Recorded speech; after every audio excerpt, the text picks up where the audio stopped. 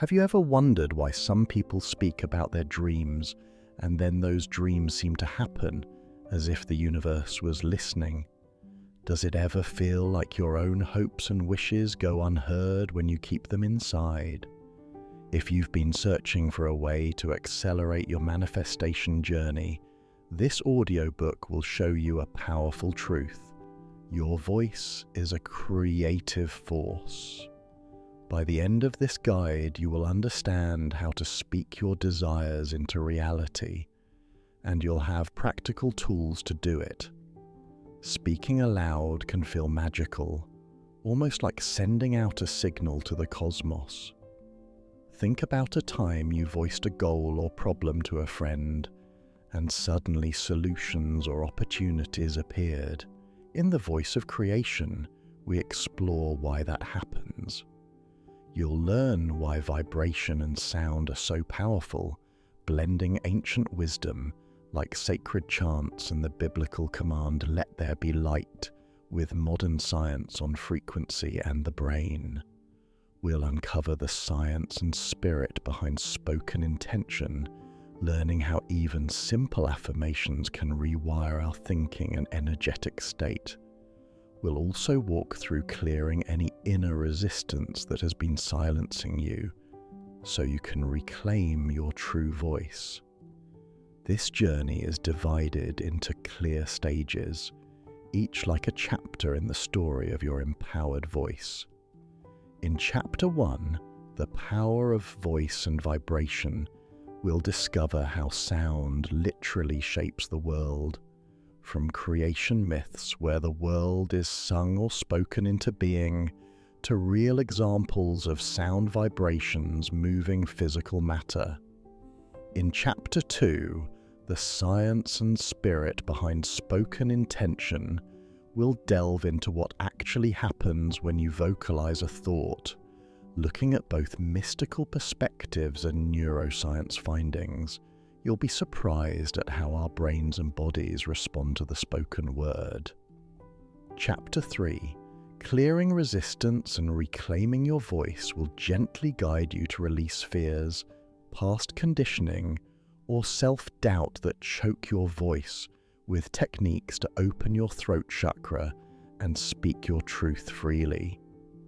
In Chapter 4, Activating the Frequency of Receiving, we shift focus to listening and allowing, how to tune yourself to receive what you've asked for, creating an inner state that matches your spoken desires. Chapter 5, Techniques to Speak. Desires into reality is a toolbox of powerful practices, from affirmations and mantras to voice-infused visualizations, to even using your voice in unique rituals. You'll try speaking into a mirror and even blessing water with words.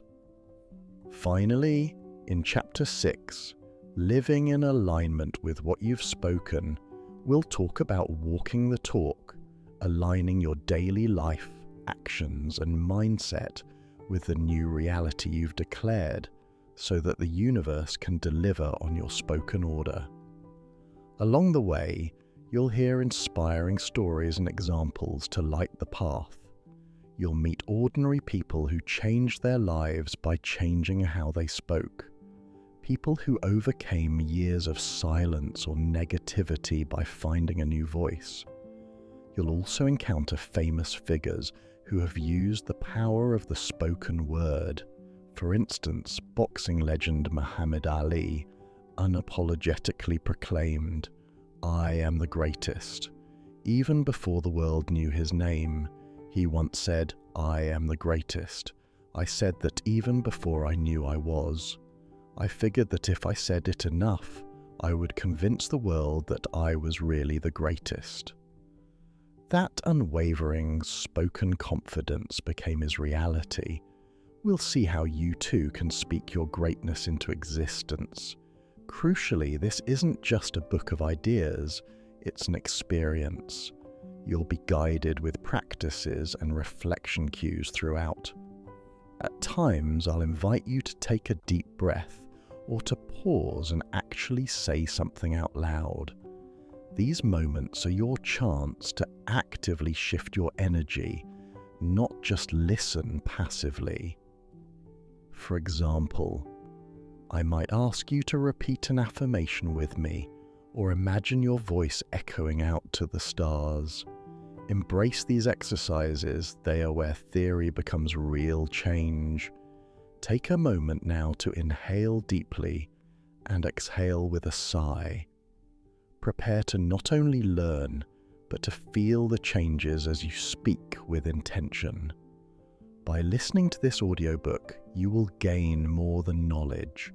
You'll gain an embodied sense of your own power. You'll discover how to use your voice as a tool for self-mastery and manifestation.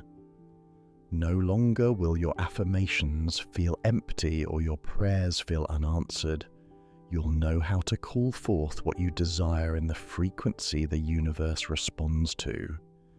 As one spiritual teacher put it, the universe responds to the vibrations we emit. When you speak at the frequency of confidence, conviction, and clarity, creation moves. A famous inventor, Nikola Tesla, is attributed with saying, "If you want to find the secrets of the universe, think in terms of energy, frequency, and vibration." In the coming chapters, you'll see how your voice combines all three.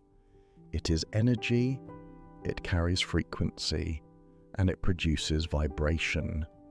And thus, it is a direct line to the creative forces of the universe.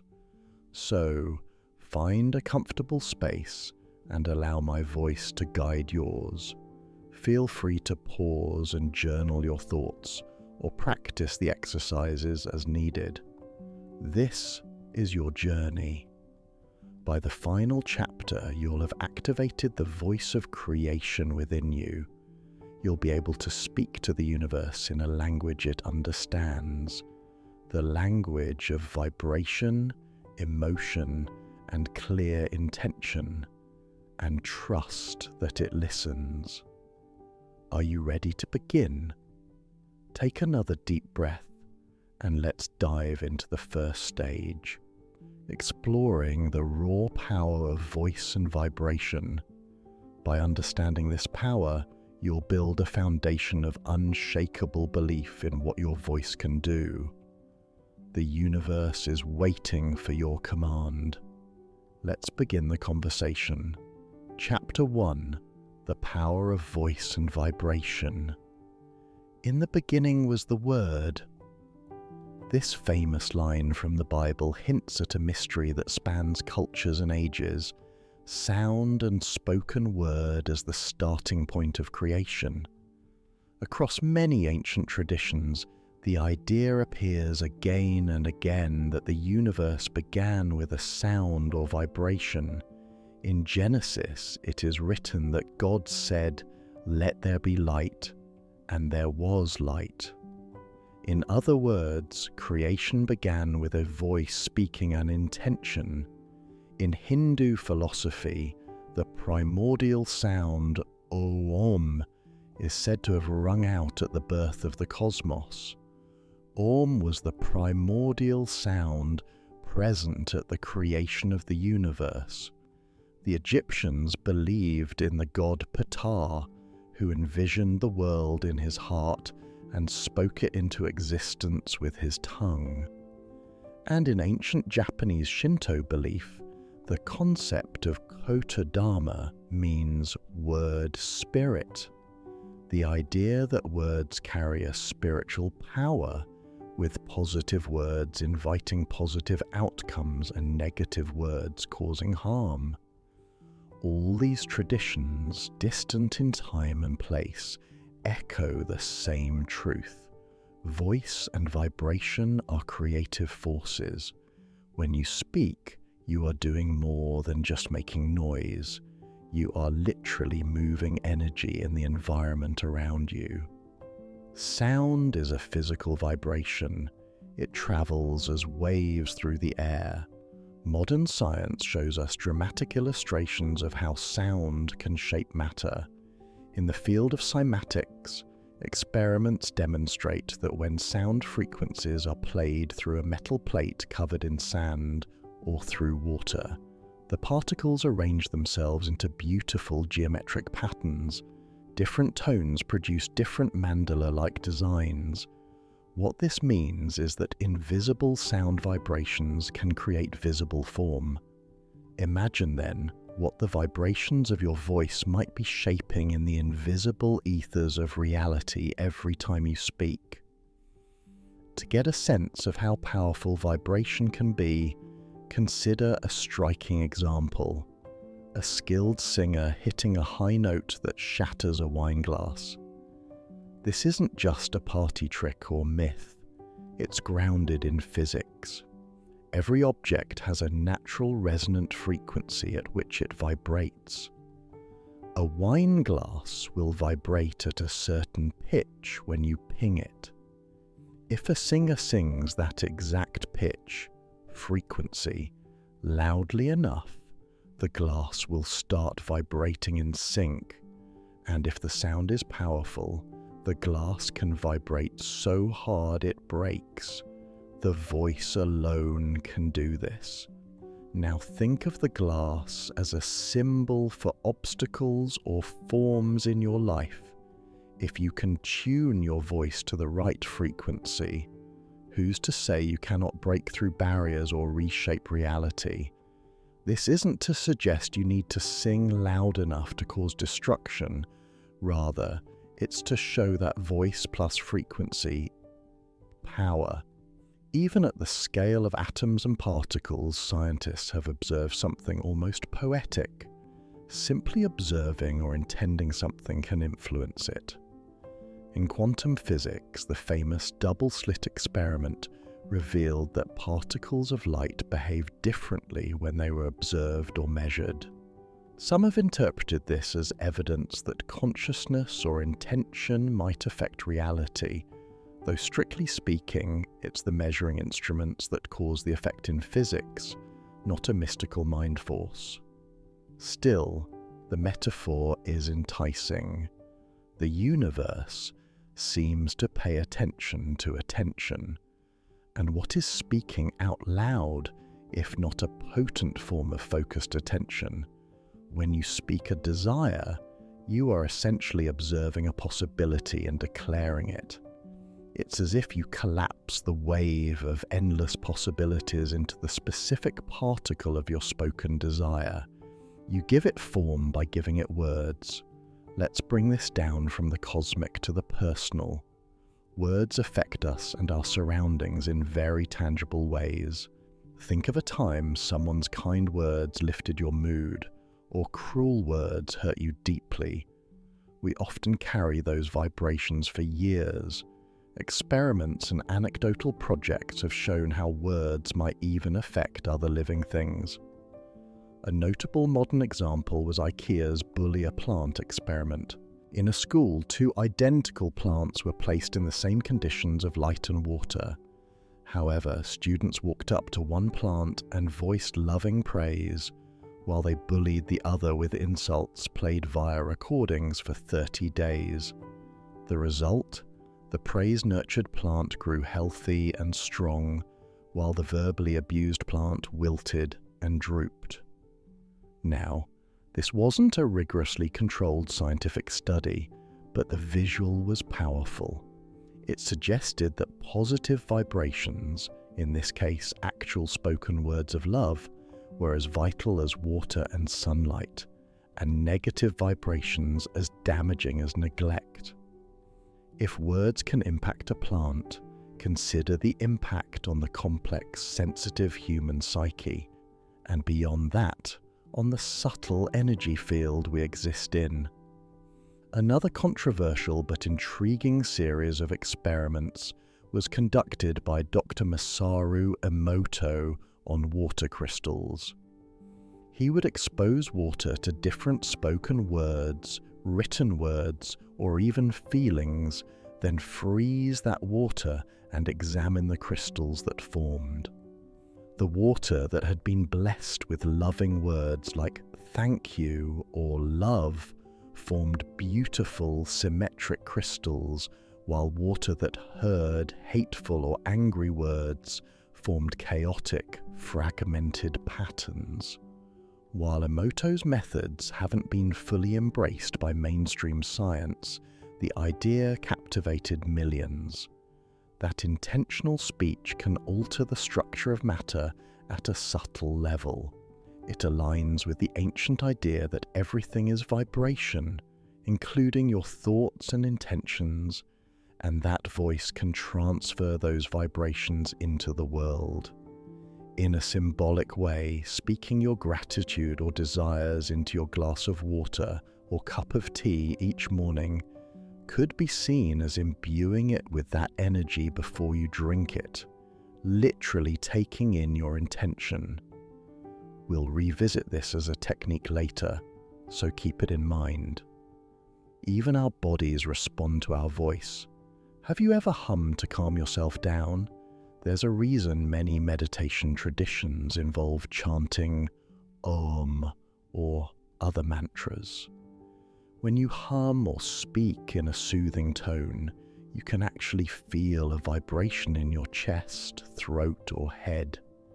These vibrations stimulate our nerves, notably the vagus nerve, a major nerve that runs from the brain through the face and thorax into the abdomen. Chanting Om creates a vibration sensation around the head and throat that can stimulate the vagus nerve, which in turn activates the relaxation response in the body. Research using functional MRI scans showed that chanting OM deactivated areas of the brain associated with stress and emotional processing, like the amygdala, inducing a sense of calm. It's as if the sound Om tunes the brain to a relaxed frequency. In another study, just 5 minutes of audible Om chanting was found to increase heart rate variability, a measure of calm and resilience, and shift brain waves toward a relaxed pattern, theta waves. The element of sound is key here. Thinking Om in your head has some effect, but voicing it amplifies the impact through vibration. Take a moment to experience this power right now. If you can, either say aloud or hum the sound Om, or even just a steady with your lips closed. Take a breath in, and on your exhale, let an Om hum out, nice and long. Feel the buzz in your throat and chest. Feel how the sound is not just something you hear, but something you feel. That tingle is the energy moving. That is vibration.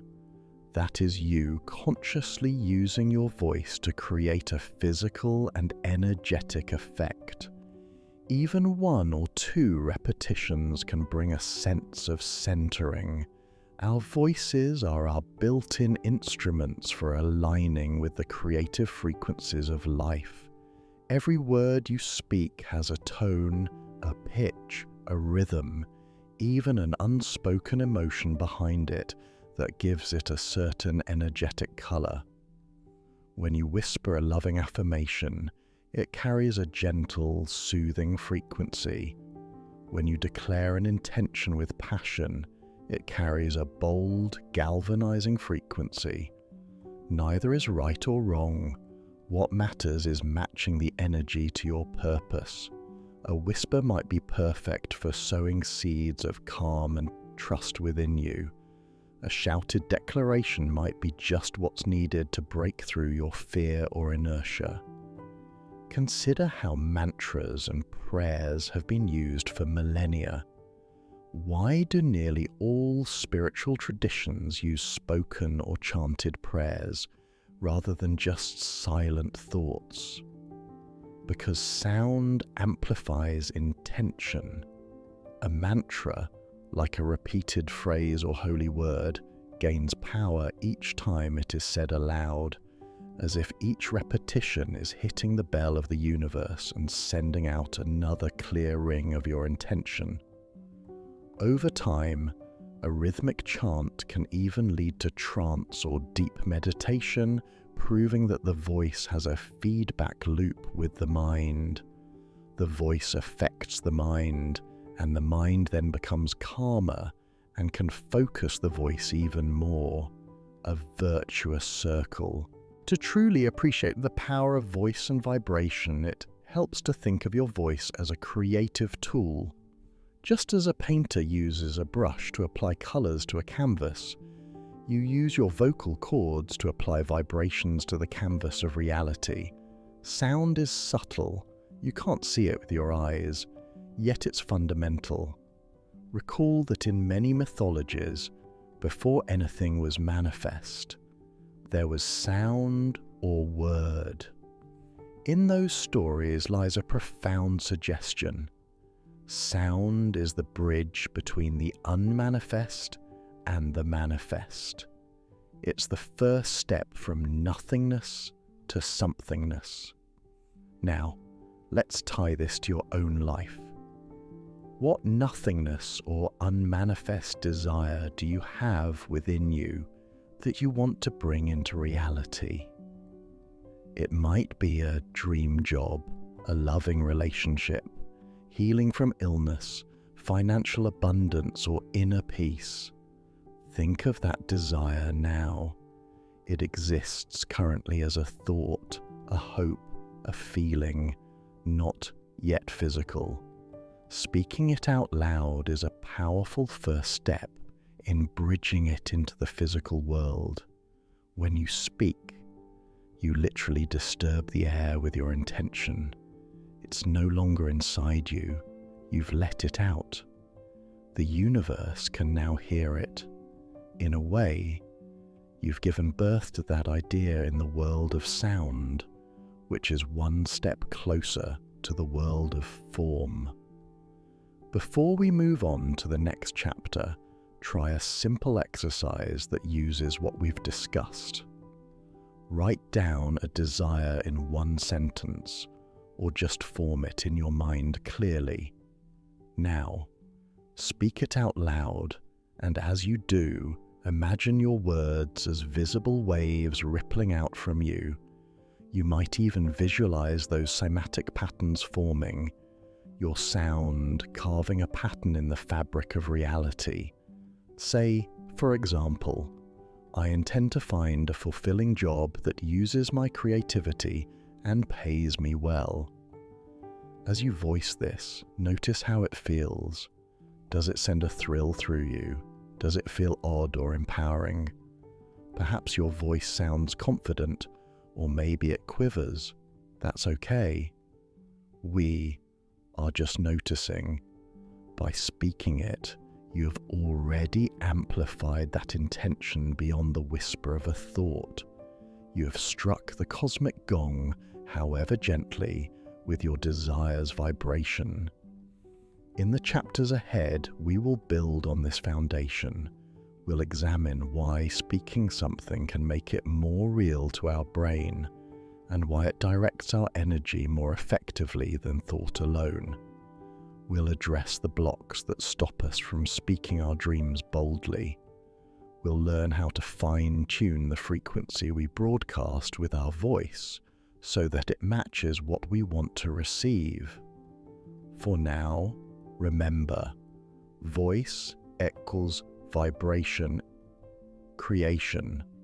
Every time you speak, you are using the same fundamental force that, according to ancient wisdom, birthed galaxies.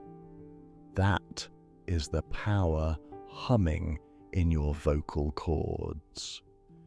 The universe began with sound, and your new universe, the life you desire, can begin the same way. Take a moment to appreciate your voice, even if you normally don't like its sound or you're shy. It is truly a gift and a tool. Maybe place a hand on your throat. Feel the warmth there and say quietly, "Thank you, voice, for expressing what's in my heart." This small act of gratitude starts aligning you with the idea that your voice is an ally in creation.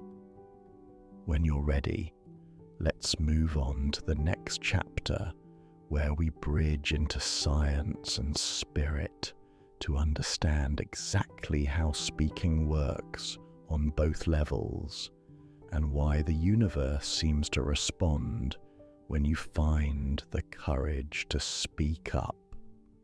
Chapter 2: The Science and Spirit Behind Spoken Intention. Why is speaking our intentions aloud so effective?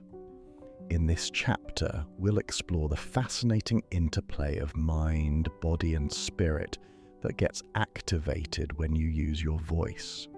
You'll come to understand that speaking is not just air passing over your vocal cords.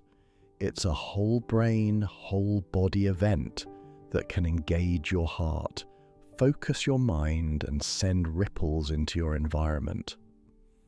By blending scientific insights with spiritual perspectives, we demystify the process. The goal is to strengthen your belief in this tool so you actually use it, and to fine-tune your technique for maximum impact. First, let's look at what happens neurologically and physiologically when you speak an intention. Imagine you have a goal in mind. For example, I want to get healthier. If you just think that thought, it primarily swirls in your mind. But if you decide to speak it, a cascade of events unfolds. Your brain's language centers light up to formulate the sentence. Your motor cortex sends signals to your tongue, lips, and vocal cords to move. Your breath adjusts to carry the words. Your ears then hear the sound you created, sending the message back into your brain.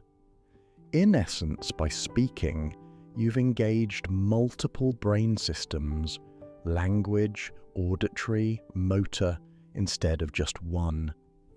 Neuropsychologists note that this has a focusing effect. As one expert, Dr. Nicolosi, explains, speaking out loud forces us to slow down our thoughts and process them differently because we engage the language centers of our brain.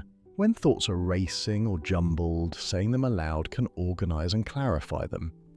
Have you ever noticed that reading something out loud helps you understand it better? Or that talking through a problem helps you solve it? This is the principle at work. By vocalizing, you convert a nebulous thought into a concrete formulation, which makes it more real and actionable to your brain. Not only that, speaking taps into emotional and memory circuits too. When you hear your own voice affirm something, it can imprint more strongly. There's a concept in psychology called self-reinforcement. Essentially, you are your own coach or cheerleader. The moment you say, "I can do this," you've issued a directive that your subconscious tends to follow. Psychologists have even found that verbal commitments make a difference. If you verbally commit to a goal, you're more likely to follow through because you feel an internal pressure to stay consistent with your word. We'll revisit this idea in Chapter 6 on alignment because it's crucial for integrity and follow-through. Another really interesting discovery: speaking about your feelings or values aloud can be as healing as writing them down. You might have heard of journaling therapy or expressive writing helping reduce stress. Studies suggest that speaking your thoughts, either to a recorder or someone you trust, can yield similar benefits. This means that if something is bothering you internally, a fear or doubt that blocks your manifesting mojo, saying it, even privately to yourself, might help release or resolve it. Part of clearing resistance, which we'll do in Chapter 3, involves giving voice to the inner voices, so to speak, which paradoxically can diminish their power over you. Now let's consider the energetic or spiritual perspective. Many spiritual teachers claim that the universe responds not to our words per se, but to the energy and frequency behind them. When we talk about frequency here, we mean both a metaphorical frequency, your emotional vibe, and a literal one, the sound frequency of your voice. Emotion is key. Think of it as the fuel or electricity powering your words. If you say, "I am abundant," but with a fearful or doubtful emotion, the frequency is muddled.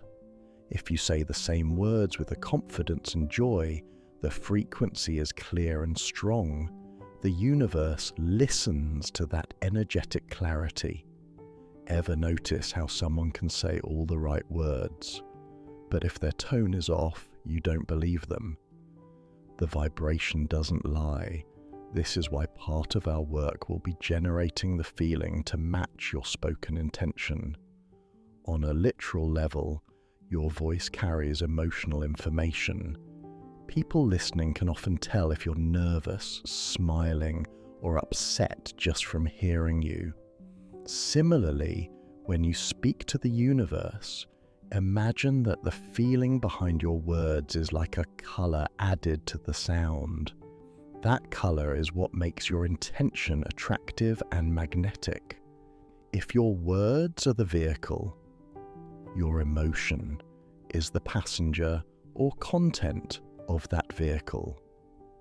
Both need to be aligned with what you desire.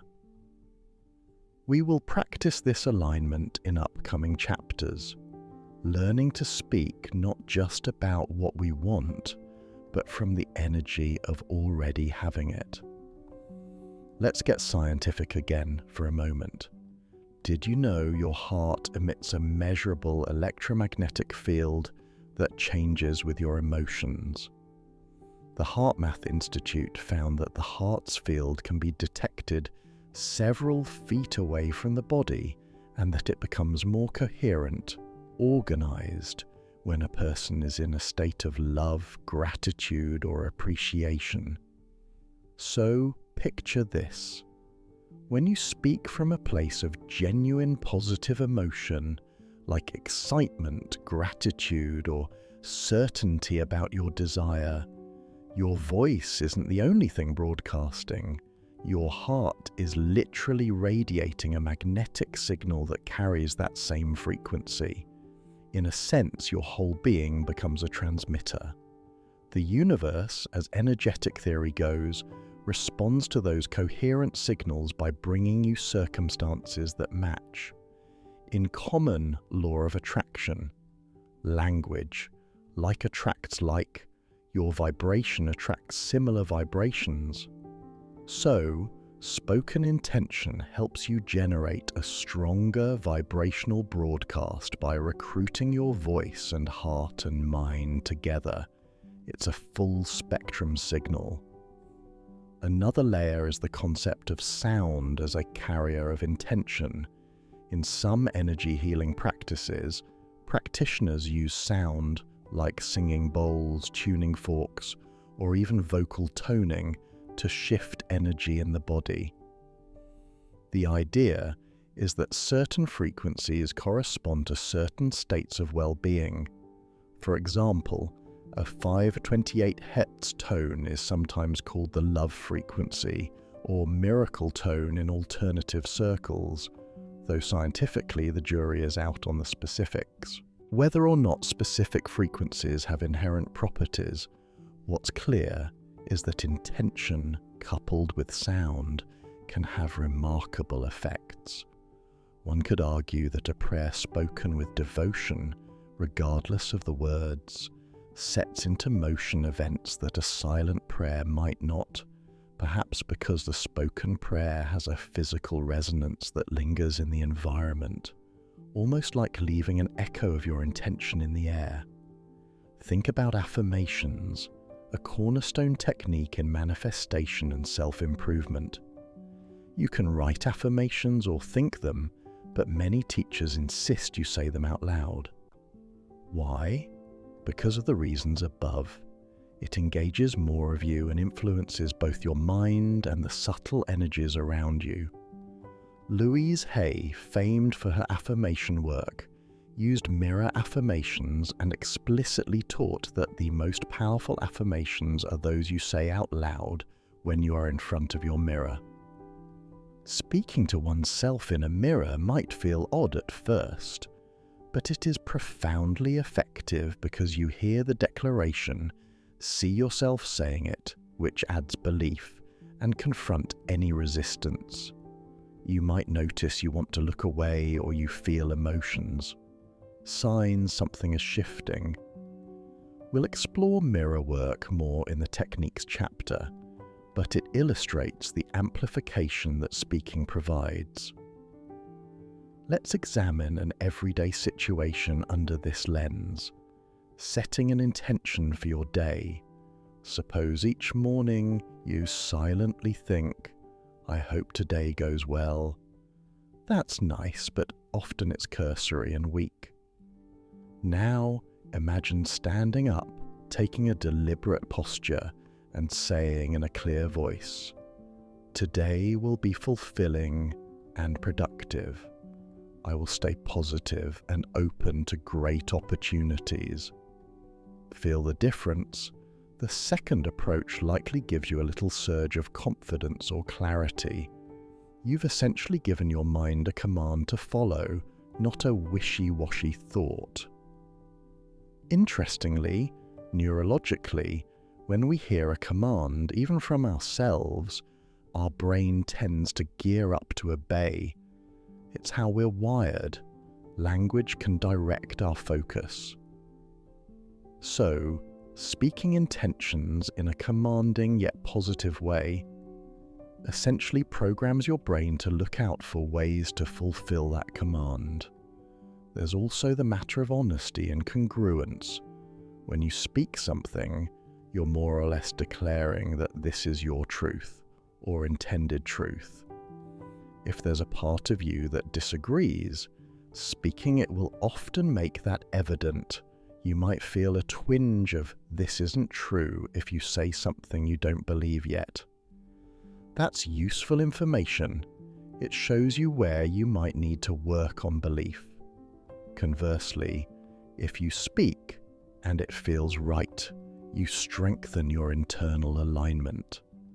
Speaking has a way of aligning our internal world with our external expression. As within, so without. As above, so below. The act of speaking bridges within and without. To connect spirit and science, consider how meditation often instructs focusing on the breath or repeating a mantra. Why not focus on thoughts alone? Because the physical anchor, breath, sound, keeps the mind from wandering. Similarly, voicing intentions anchors a high-flying idea, like success or love, into a concrete form, words, which helps keep your mind from wavering into doubt. It's like planting a flag in the quantum field that says, "Here is where I stand." Another fascinating tidbit: breathwork and voice are closely linked. To speak, we modulate our exhalation. In a sense, every time you speak, you are doing a form of breathwork. If you speak calmly, your breath tends to become calm. If you speak excitedly, your breath can quicken. You can use this to your advantage. Deliberately speaking in a paced, positive tone can signal your body to relax and feel as though the spoken outcome is already happening. On the other hand, during a rampage of excitement, say you're hyping yourself up with powerful affirmations, you might breathe faster and feel your heart race, which can be good if you want to elevate your energy and enthusiasm. We often speak our way into feeling states. For example, ranting angrily can make one more angry.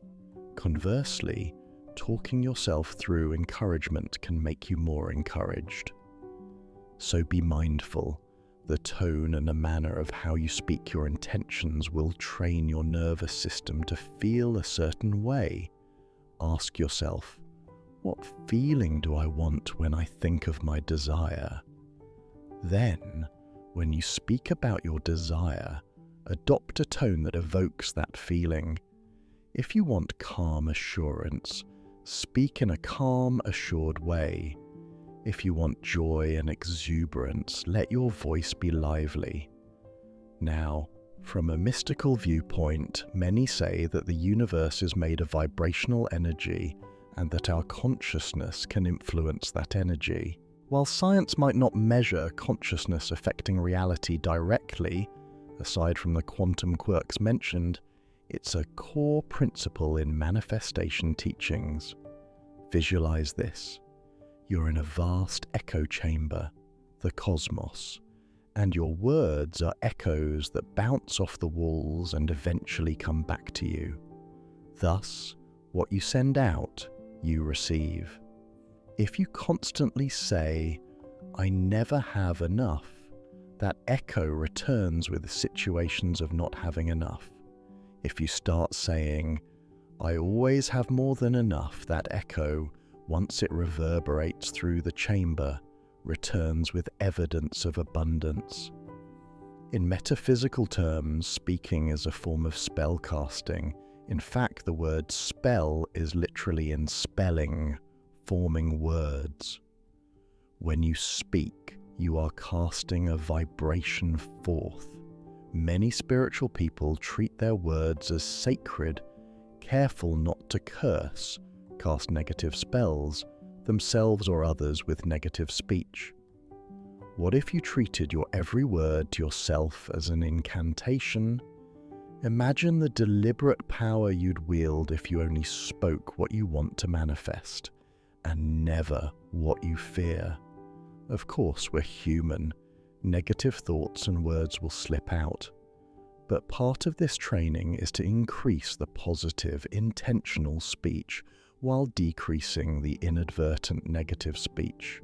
For example, catching yourself from saying, "I'm so stupid," or "I hate my life," even as a joke, because on some level those vibrations still count. Instead, you can rephrase or simply cancel and restate. "That wasn't the smartest thing, but I'm learning," or "I actually am grateful for many things." We'll get deeper into reprogramming our language habits later. For now, just recognize how your choice of words is tied to both mindset and outcome. Words carry beliefs. When you change the words you consistently use, you start changing the underlying beliefs and eventually the outcomes. Let's touch on one more scientific angle: the reticular activating system, RAS, in the brain. The RAS is a network in your brainstem that acts as a filter for what information gets through to your conscious mind. There's an avalanche of data bombarding you at all times, sights, sounds, etc. The RAS helps you notice what's relevant. When you set an intention, like buying a new car, and suddenly you notice that car everywhere, that's your RAS at work.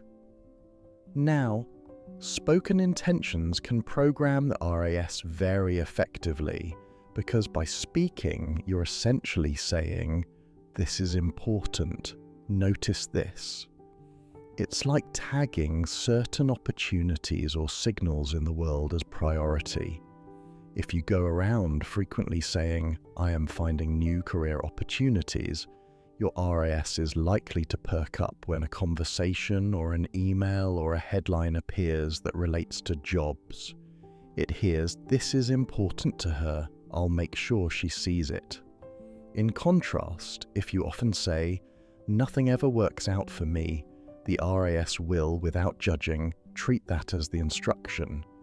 And you might literally overlook or dismiss leads and luck because they don't fit the narrative you've spoken into dominance. So, in a very practical way, your words shape what you notice and thus what you can act upon. You see, science and spirit aren't at odds here. They're describing the same elephant from different angles. Spiritually, you could say your spoken intention sends a request to the universe, and the universal manager sets up the rendezvous for you. Scientifically, you could say your spoken intention primes your brain to seize opportunities and behave in ways that fulfill the intention, thus creating a self-fulfilling prophecy. Either way, the outcome is the same. Speaking your desires aloud helps make them real. Before concluding this chapter, let's do a quick mind and energy alignment practice. Think of a small intention or something you want to feel today. Perhaps, I intend to have a peaceful afternoon, or I am confident during my presentation. Now, check in with your body. Sit or stand up straight, maybe roll your shoulders back, open your chest. This posture helps you feel confident and opens the heart. Take a slow breath in and out. Now speak your chosen intention slowly and with feeling. I intend to have a peaceful afternoon. As you say peaceful, perhaps soften your tone. Let it be gentle. Notice how your body reacts. Maybe a little unclenching of muscles, a sense of ease. You are literally giving an instruction to your nervous system to be peaceful, and by voicing it, you've made it a gentle command. If your intention was about confidence, maybe you said it in a strong affirmative tone, and you might notice a little straightening of your spine or lift in your chin as you claim it. That is your physiology responding immediately to your voice. You can already glimpse how spoken intention is directed energy. You directed your mental, emotional, and physical energy toward a desired state. The more you practice this, the more second nature it becomes. Eventually, life can start to feel a bit like giving the universe voice commands, much like telling a smart speaker to play a song. We want to use that capability wisely and consistently. To wrap up Chapter 2, let's summarize in plain terms. Speaking your desires out loud works on multiple levels. It focuses your mind, engaging more of your brain and creating clarity. It influences your body and emotions through vibrations and self-programming, and it sends out a clear signal into your environment, both socially, others can help when they know what you want, and energetically, the world responds to the frequencies you broadcast. You become an active participant in creation rather than a passive daydreamer. As the saying goes, speak it into existence. Now you understand that it's not just a cute phrase, it's a directive to harness an innate power you have. In the next chapter, we turn inward to tackle something that often holds people back from using their voice: resistance and fear. It's one thing to know your voice is powerful, it's another to actually use it boldly, especially if you've been shy or silenced.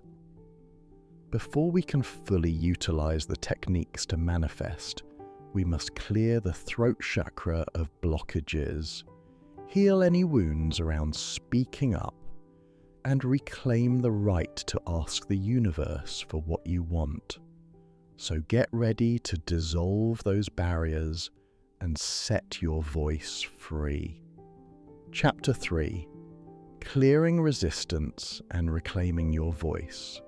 Even with all the understanding of how powerful your voice can be, you might still feel a lump of hesitation when it comes time to actually speak your desires aloud. Many of us carry subconscious resistance, fears, doubts, past traumas, or societal conditioning that choke our true voice. This chapter is all about liberation.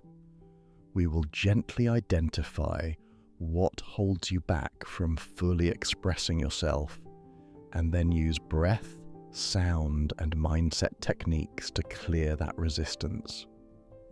By the end of this chapter, you should feel a new sense of permission and courage to speak your intention, as well as a feeling of authenticity in your voice.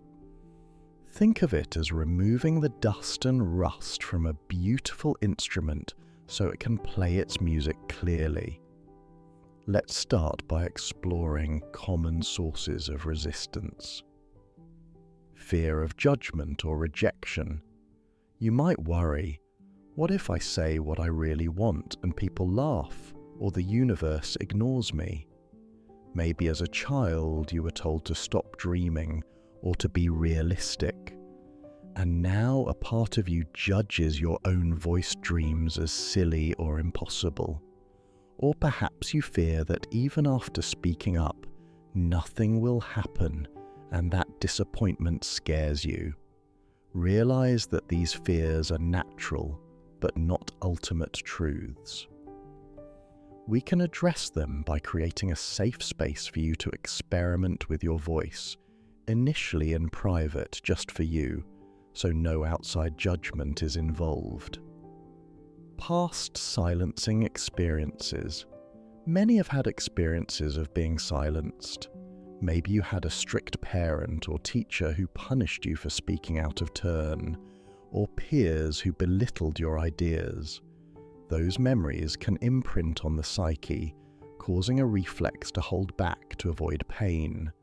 A clear sign of this is if you often feel a tightness in your throat when you try to speak up about something important, or if you habitually say, "never mind," instead of finishing your thought. This is where some inner healing is valuable. We might symbolically give that younger you a voice now to release the stuck energy. Low self-worth or doubt. If deep down you feel you don't deserve what you're asking for, or you doubt your own capability, then saying, "I am successful," will conflict with an inner voice that whispers, "No, you're not." This internal dissonance can make speaking intentions feel uncomfortable, like you're lying. It's important to understand that affirmations and voiced intentions are not about describing the current reality, but about claiming a new reality. It's okay if it's not true yet. You are in the process of making it true. We'll work on building belief through consistency and small wins. Also, adding phrases like "I am learning to" or "I choose to" can soften resistance initially. For instance, instead of "I am wealthy," which might trigger a "no, look at my bank account" resistance, say, "I am learning to create wealth," or "I choose to welcome more wealth." This can bridge the gap until your confidence grows. A blocked throat chakra. In energetic terms, resistance to speaking your truth is often associated with an imbalance in the throat chakra, Vishuddha. This is the energy center at the throat, linked to communication, authenticity, and self-expression.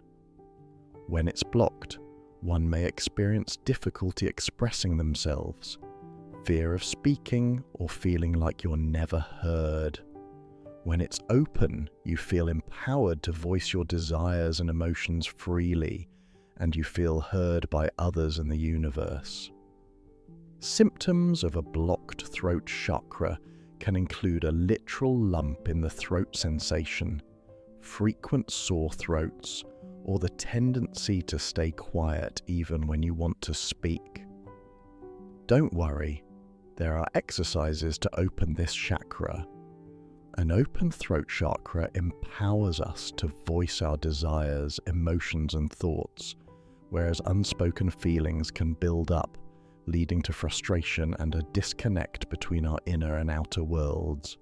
So, healing this is key, not only for manifesting, but for overall well-being. We want alignment between what's inside you and what you express outside. That alignment sends a clear message to the universe and also aligns you with you, eliminating internal contradictions. Now, let's engage in some active practices to clear and reclaim your voice. 1. The humming warm-up. This might sound simple, but humming is a gentle way to stimulate and open the throat area. Take a slow breath and hum on the exhale at a comfortable pitch. Feel it vibrating your throat, lips, maybe even your chest and head. This vibration is soothing and can break up tension in the throat chakra. Hum a little scale or a favorite tune if you like. This is just to get energy moving. You might notice after a minute of humming that your throat feels warmer or more relaxed. That's a sign of energy flow. 2. Throat chakra breathing. Visualize a soft blue light, the color associated with the throat chakra, glowing in your throat.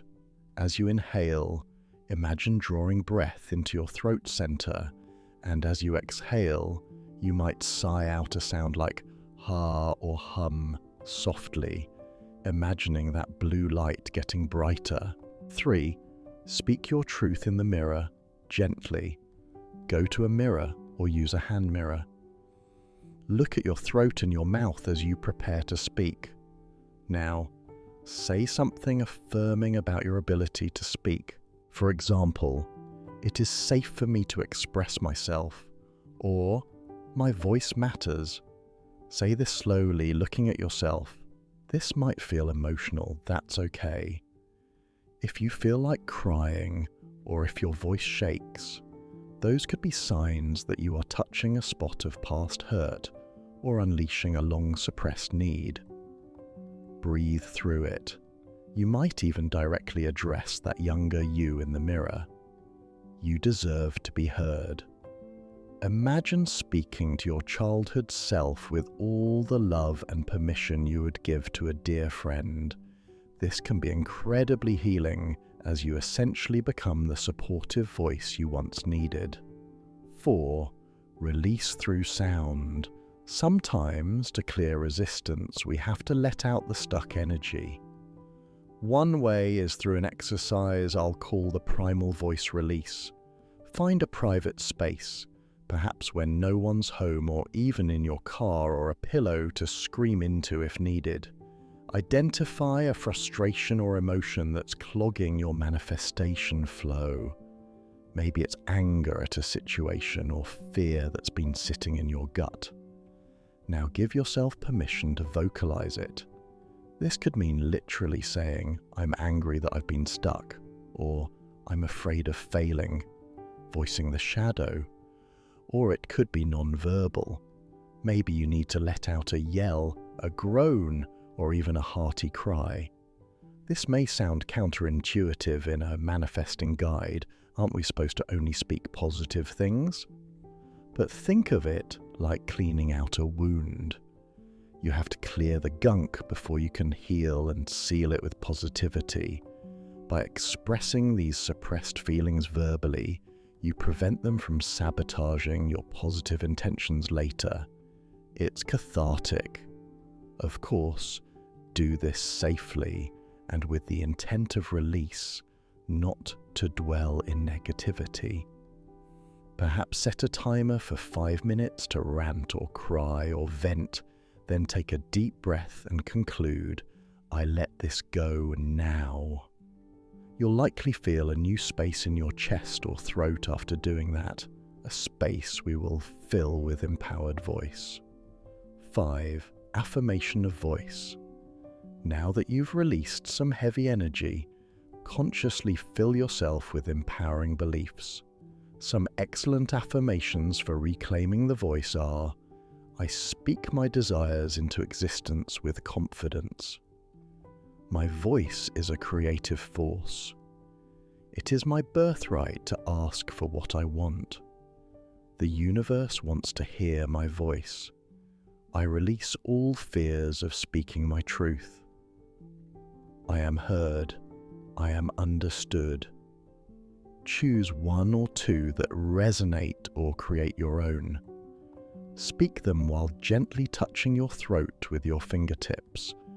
This adds a comforting somatic component. Imagine the words sinking into your throat, becoming part of you. The more you affirm that it's safe and powerful to use your voice, the more natural it will feel. Story time. Let's anchor this with a short real-life inspired anecdote. There was a woman named Aria, name change for privacy, who had a beautiful singing voice as a child. She'd sing and speak with confidence until one day in school, she was laughed at during a performance. Humiliated, she stopped singing and even grew shy to speak in groups.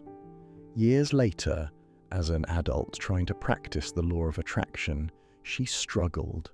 Her affirmations felt hollow because she whispered them, embarrassed, even when alone. She realized part of her felt, who am I to say I want this or that? Her throat chakra was clenched by that old fear of ridicule. Through a healing process, much like the steps above, she gradually opened up. She started humming again while doing chores, then singing softly.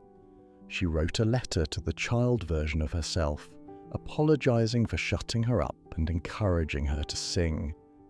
One day, Aria stood in front of a mirror, tears in her eyes, and firmly said, I deserve to be heard. My voice is strong. Over weeks, her volume and confidence in affirming grew. She noticed an interesting shift. As she spoke her goals more boldly, she started taking bolder actions in line with them, applying for jobs she'd held back on before, stating her needs in her relationships. Eventually, she manifested a new career opportunity that matched what she had been declaring.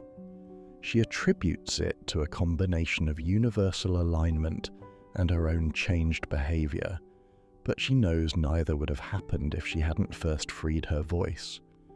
This story illustrates that finding and freeing your voice can lead to concrete external changes. When you stop holding back internally, you stop holding back externally too.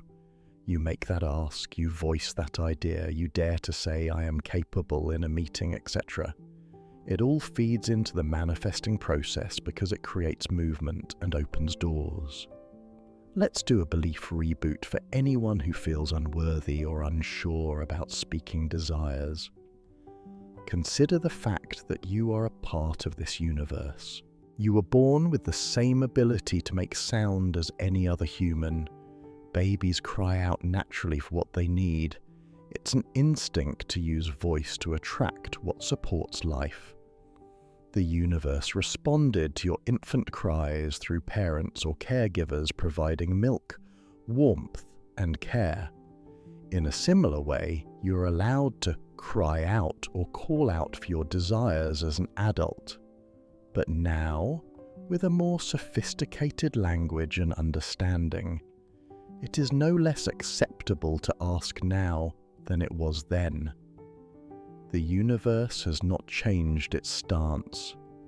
You vocalizing needs and desires is part of the natural order of things. Sometimes, society makes us forget this by shaming needs or promoting self-reliance to an extreme. But manifesting doesn't mean you have to do it all alone. You co-create with the world. Your job is to clearly voice the what and energetically align with it. The universe handles the how and delivery logistics, so give yourself permission to ask. A helpful affirmation could simply be, I give myself permission to ask for what I want. Say that now, softly. Notice if it feels liberating or if some part of you still resists. If the latter, repeat it a few times until it starts to feel more true. 6. Claiming statements. A practical exercise. Now, write down 3 statements that feel empowering to speak, even if they're not 100% true yet. Perhaps. 1. I confidently speak my dreams into reality. 2. My voice is powerful and my words are manifesting my desires. 3. I command abundance to come to me, and it does. Now, practice saying each with as much strength as you can muster. You might stand in a power pose, feet apart, hands on hips or arms open, while saying them. You could speak them outdoors or in an empty room where you dare to be loud. Really claim those words. Imagine you're a sorcerer casting a spell or a leader rallying a crowd. Feel the resonance. If a particular word lights you up, emphasize it, e.g., powerful, abundance, confidently. If you stumble or feel shy, that's all right. Note which words snag you and you can work up to them. This is practice. Each repetition chips away at the rust of silence and strengthens the muscle of voice. 7. Enlist a safe listener. Optional. If you have a trusted friend or partner who supports your growth, you might involve them gently. Sometimes saying your desires to someone else increases the sense of commitment and reality. You could preface, I'm practicing speaking my intentions out loud. Would you be my witness? You don't have to do anything except listen lovingly. Then speak a few of your key desires. I intend to, or I am manifesting us. Having a compassionate witness who nods or smiles can rewrite those old memories of being judged.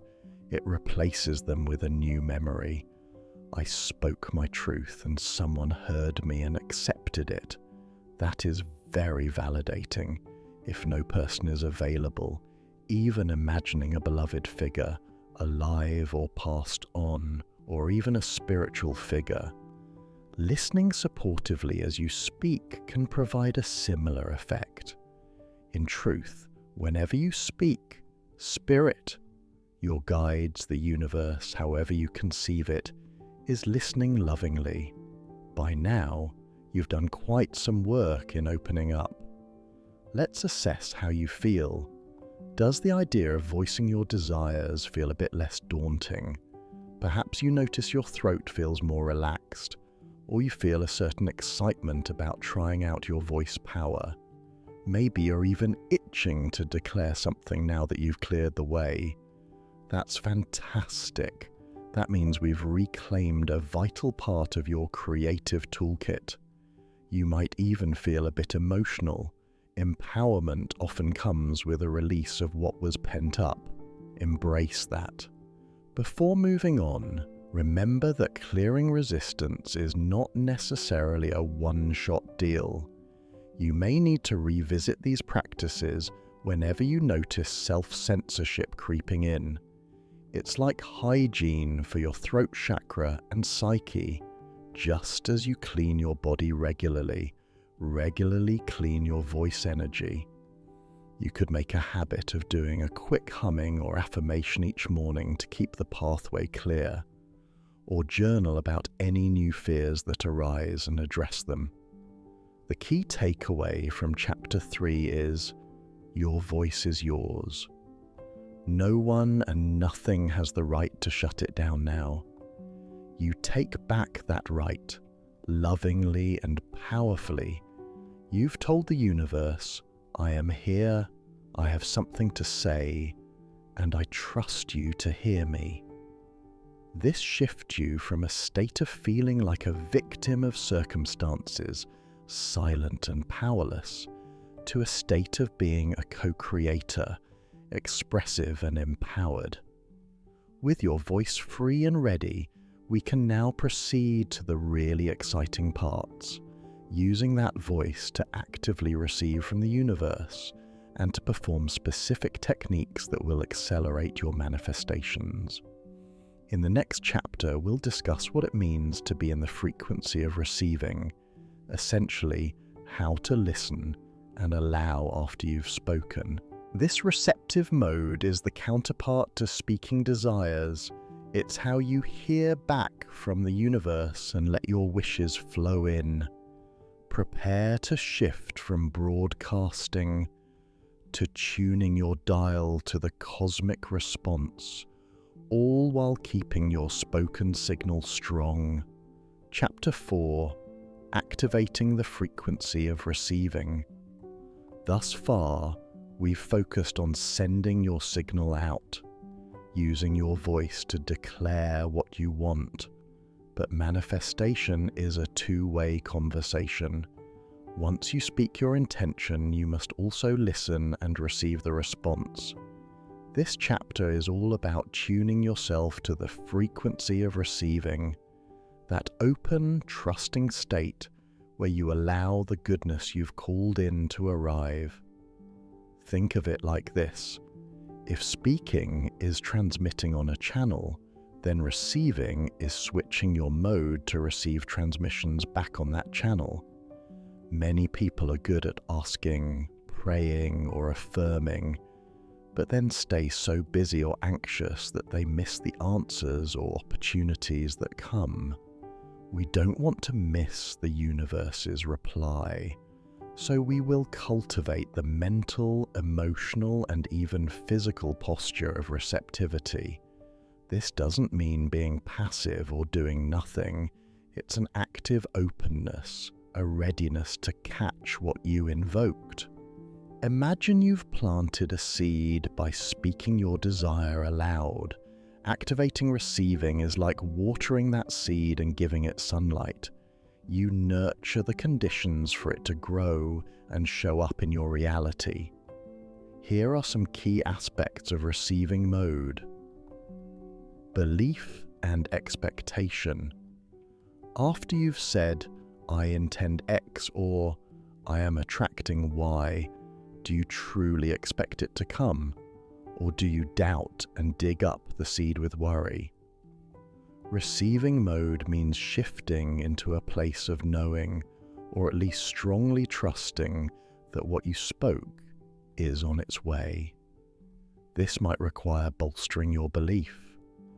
One way is to recall or even speak aloud evidence from your past, times when something worked out, times when you did get what you wanted, even small things.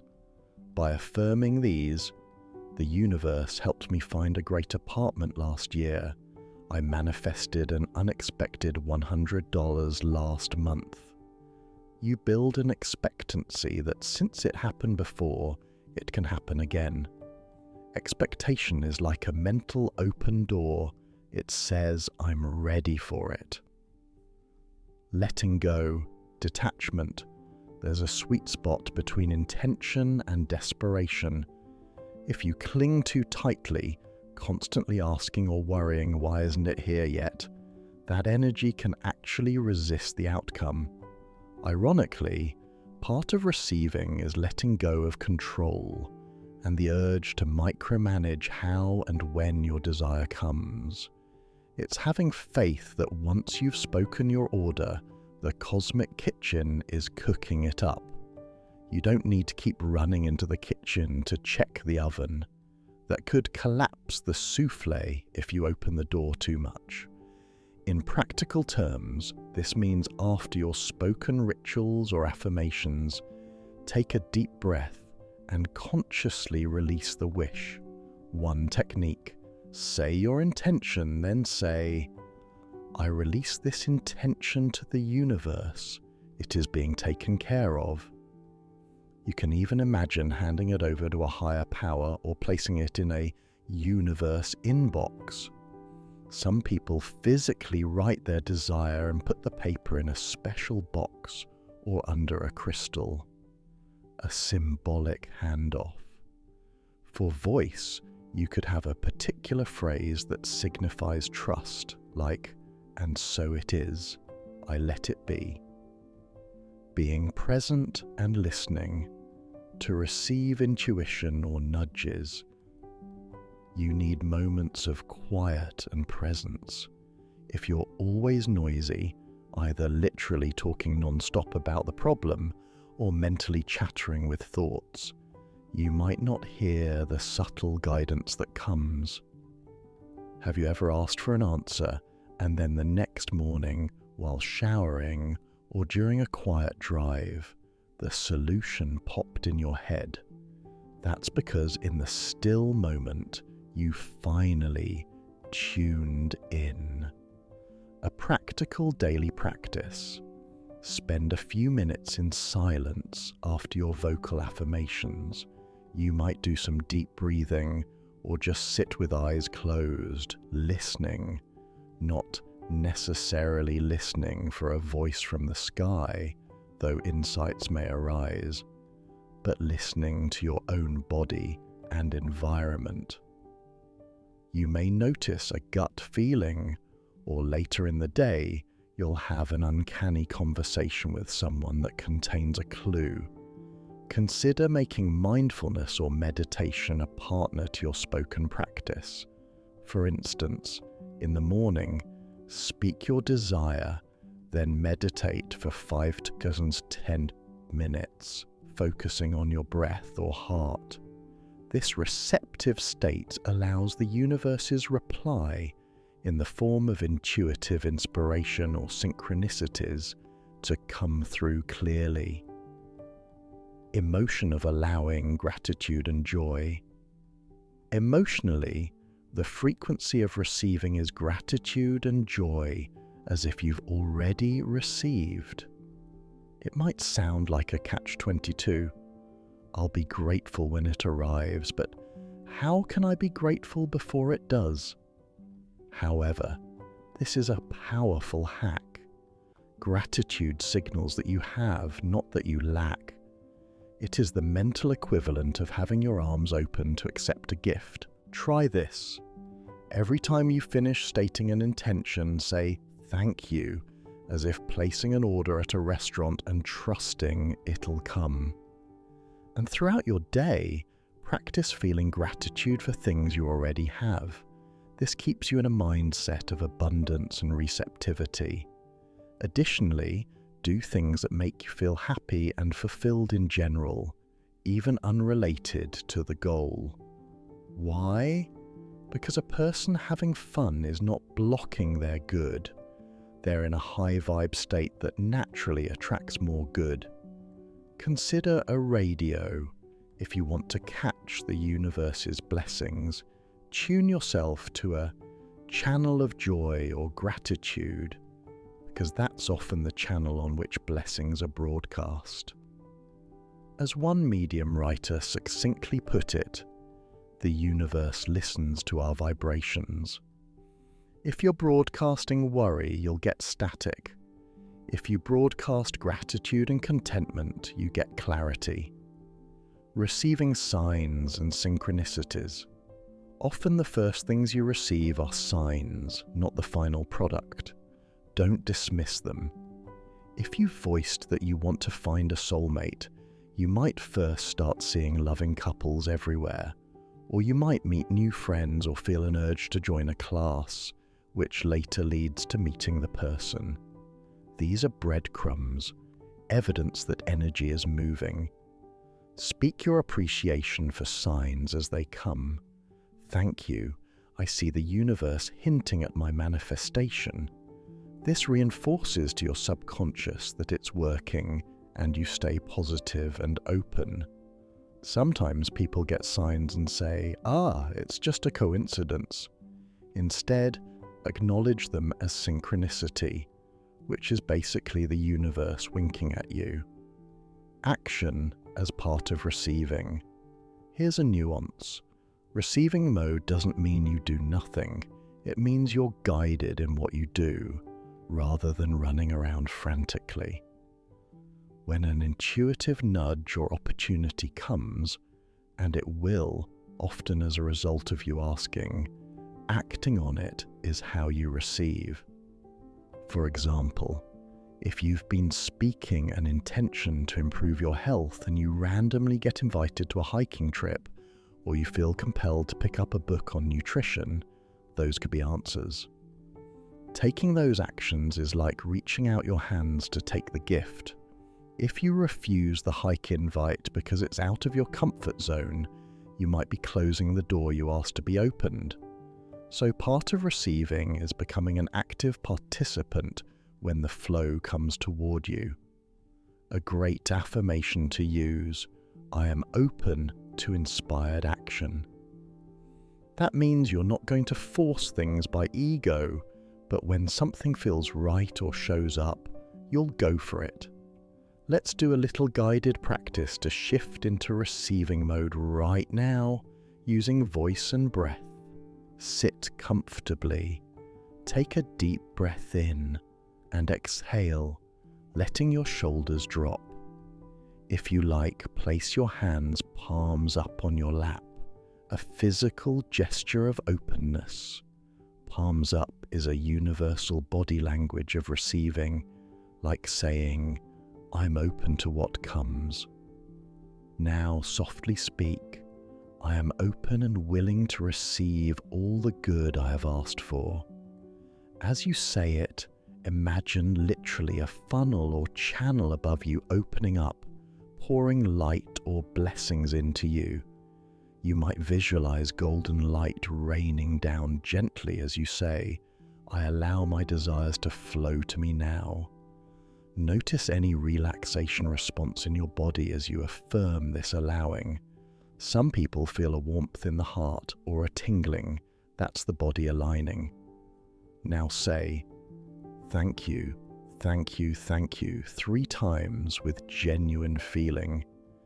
In many traditions, including Ho'oponopono and various prayers, repeating thank you carries strong power.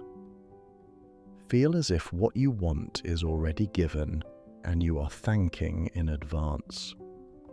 This isn't to trick the universe, it's to align your vibration with having rather than wanting. Finally say, I trust the universe's timing and way. I release my worries and remain ready to receive. If there's any lingering tightness or doubt, literally sigh or yawn. Yawning can relax the throat and body. You have set your intention, transmitted, and now you've set your reception, trust and readiness. Let's illustrate receiving mode with a brief story.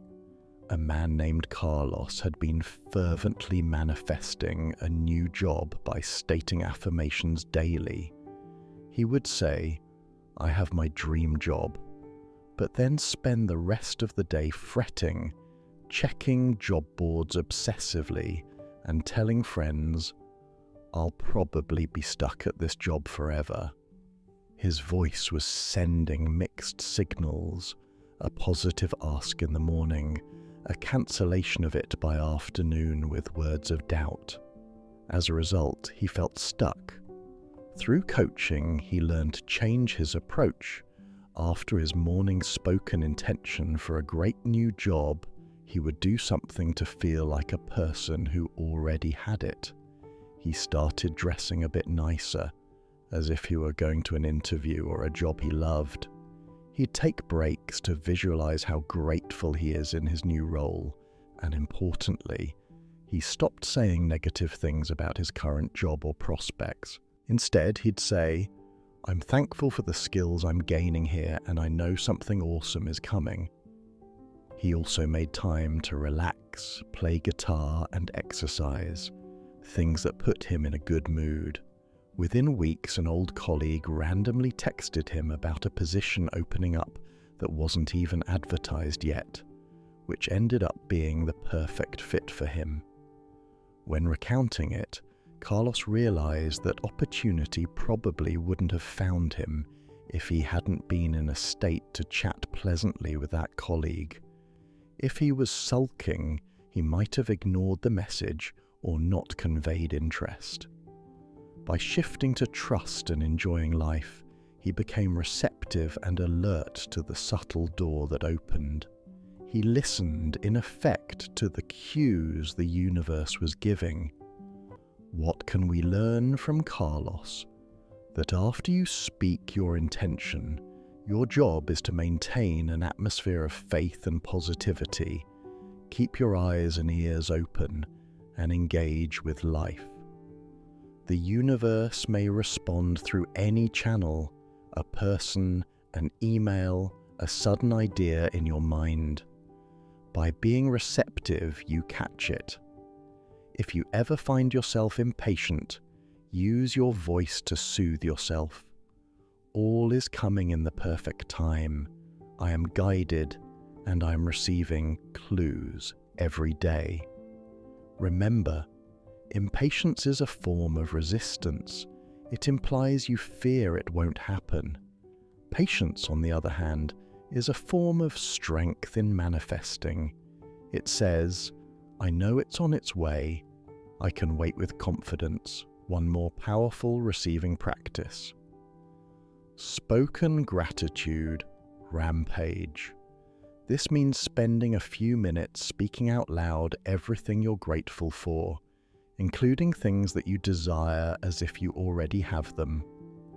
For example, I am so grateful for my family, for my supportive friends, for the increasing abundance in my bank account, for the exciting new clients that are coming to me, for my healthy body, for the peace I feel more and more each day. You mix current reality thanks with future thanks. This does two things. It raises your vibration to a state of appreciation, one of the highest vibes, very attractive to more good, and it blurs the line between what's here and what's coming, which in the quantum field makes it easier for what's coming to arrive, because you're essentially making that future feel present now. When done with genuine emotion, this can leave you buzzing with positivity, an ideal state to be in for receiving miracles. Try to do a gratitude rant like this daily, perhaps in the car or shower, somewhere you can talk freely. It's fun, and you'll notice it puts you in a great mood. Now, receiving also means receiving yourself, being kind when you slip up, receiving compliments without deflecting them, receiving love from others by acknowledging it. It's practicing yes. Yes, I will allow this goodness. In conversation, if someone offers help or an opportunity, practice saying thank you and accepting rather than, oh, you shouldn't have, or declining out of modesty or fear. Little moments of acceptance train the universe that you're serious about welcoming in bigger gifts. The motto could be, say yes when life gives you a nudge. Imagine the universe as a constant stream of well-being flowing like a river. When you speak your desires, you build a channel towards that river. But if you keep a dam of doubt or control, the water can't flow in. When you remove that dam and say, yes, come on in, the water, your manifestations, rushes into your channel. To solidify this, let's end this chapter with a short receiving mantra. You can repeat, I have asked, and now I receive. My mind is calm, my heart is open. I tune myself to gratitude and trust. What I seek is seeking me and is on its way. I am listening, I am ready, I am thankful, and so it is. Speak that or write it down and say it often. Notice how it makes you feel, likely peaceful and empowered. You have now learned to ask, voice your desire, and to receive, tune your frequency. With this dynamic duo in place, we can move into the practical techniques that use your voice to manifest in various ways, from affirmations to mantras to perhaps more creative approaches. Think of the next chapter as a toolbox or recipe book. You don't need to use all the tools every day. You can pick what resonates and mix it up. These techniques will help you consistently apply what you've learned, using voice and vibration to create, while staying aligned and receptive, ready to get hands-on, or rather, voice on. Let's dive into the speaking techniques that will make manifestation a tangible practice in your daily life. Chapter 5. Techniques to speak desires into reality. Now that we've set the foundation, understanding the power of voice, clearing the channel, and learning to receive, it's time for a plethora of practical techniques. This chapter is like a workshop where we experiment with different ways of using your voice as a creative tool. You can try them all or choose the ones that resonate most with you. These techniques blend ancient wisdom like mantra repetition with modern practices like affirmations or even using technology to record yourself. The common thread is that speaking is central in each method. Think of these techniques as different instruments in an orchestra, all capable of producing the melody of your desire. Some are gentle and subtle, others are bold and energizing.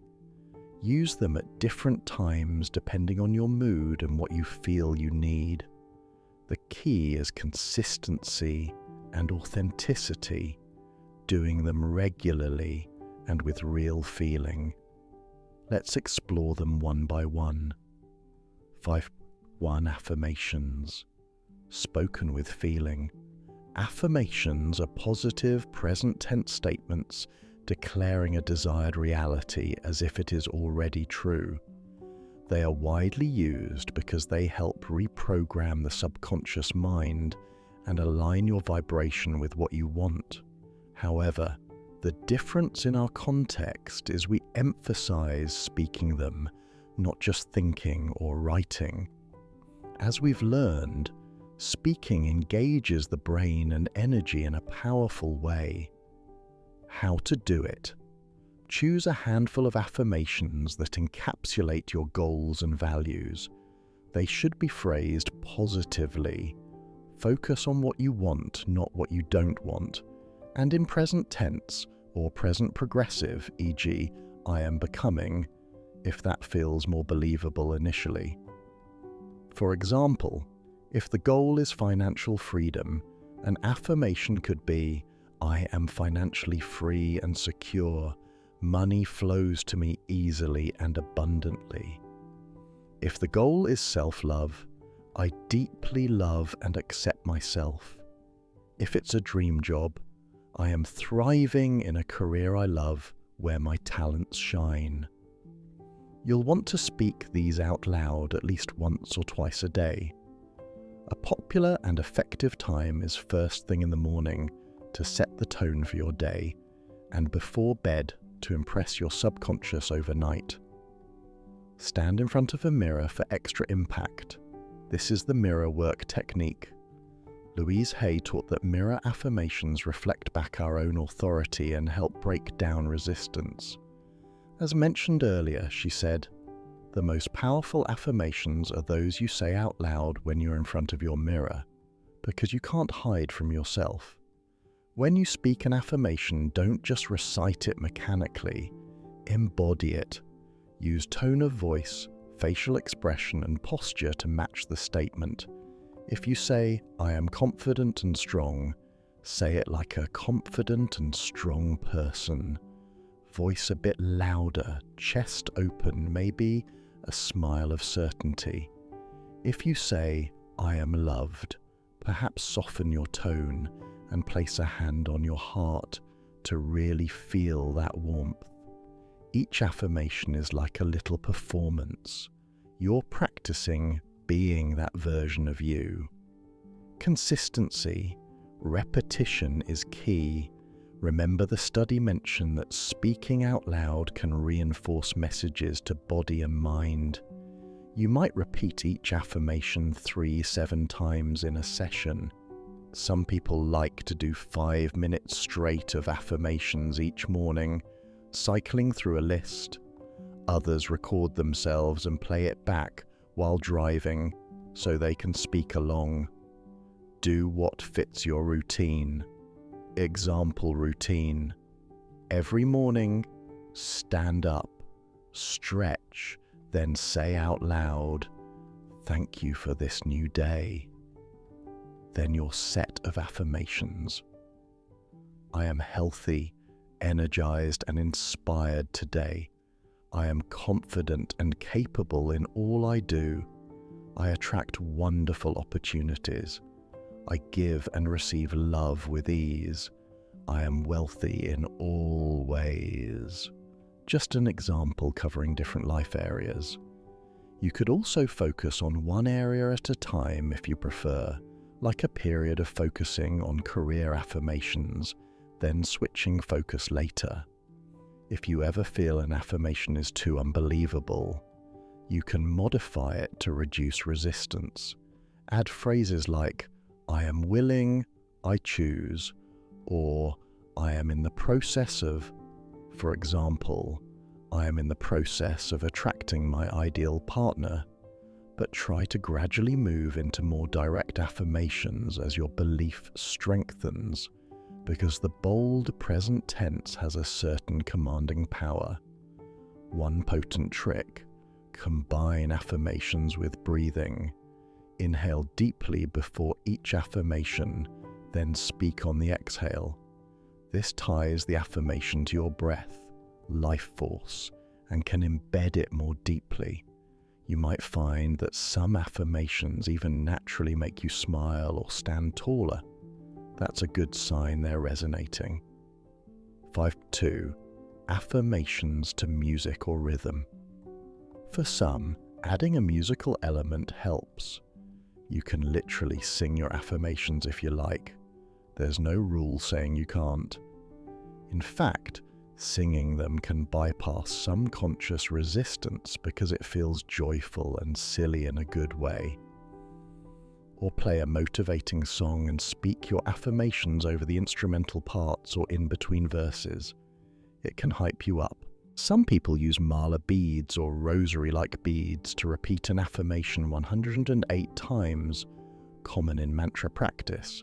You can do this with speaking too, counting on beads, but quality of feeling is more important than hitting a number. 5.3 Mantras and sacred sounds. Where affirmations are usually in your spoken language, mantras are often in ancient languages or sounds believed to carry certain vibrational qualities. Examples include Om, Aum, Mani Padme Hum, Amen, Shalom, Allah, Ram, for solar plexus chakra, etc. You might ask, how do these help manifest desires? Indirectly, by tuning your overall vibration or calling in spiritual support. Om chanting, as we discussed, has a calming effect. A calm, centered person manifests better, less resistance. There are also mantras specifically for abundance in traditions like Hinduism, e.g. the Lakshmi mantra, Om Shri Mahalakshmiye Namaha, or for removing obstacles, the Ganesha mantra, Om Gam Ganapataye Namaha. If you feel drawn to these, you can incorporate them. How to do it? Set aside a few minutes to chant the mantra repeatedly. You can use a soft, melodic tone. Focus on the sound vibrations more than the literal meaning, if any. Let it resonate in your chest or head. Many find that after a few minutes the mind quiets and a peaceful energy comes. This is great to do before or after affirmations, to charge or calm yourself. It's also a good practice when you're feeling particularly anxious and words in your native tongue are triggering doubt. Shifting to a mantra can break that loop. For example, chanting Om Shanti Shanti Shanti, which means peace, could put you in a serene state to then visualize your goals. Or chanting a prosperity mantra might dissolve subconscious blocks around money. Even if you don't fully understand it, sound works on a subtle level. Make sure to still enunciate and feel the mantra. As an anecdote, in one study, people who chanted Om showed relaxation responses in the brain. So if stress is blocking you, 5 minutes of Om chanting could clear the path quite a bit. 5. For scripting out loud, storytelling your desire. Scripting usually refers to writing out a narrative of your life as you desire it to be, as if writing a journal entry in the future tense. We're going to add a twist, speaking your script. How to do it? Think of it like telling a story or daydream out loud. You can do this alone in a room. Some people find it easier on a walk in nature, speaking under their breath. You might look like you're on the phone. Start with, I'm so happy and grateful now that, and then let the story flow in present tense. For instance, I'm so happy and grateful now that I am living in my beautiful beach house. I wake up to the sound of waves and feel the sunlight on my face. I make a cup of coffee and step out onto the deck, feeling abundant and peaceful. My work is fulfilling. I just got off a call with a client who thanked me sincerely. Later today, I'll be going for a sail with my close friends, celebrating the success of our latest project. It feels so amazing that this is my life. And so on. Really get into the details that excite you. This technique is powerful because you're basically creating a verbal movie that engages emotion, visualization, and affirmation all at once.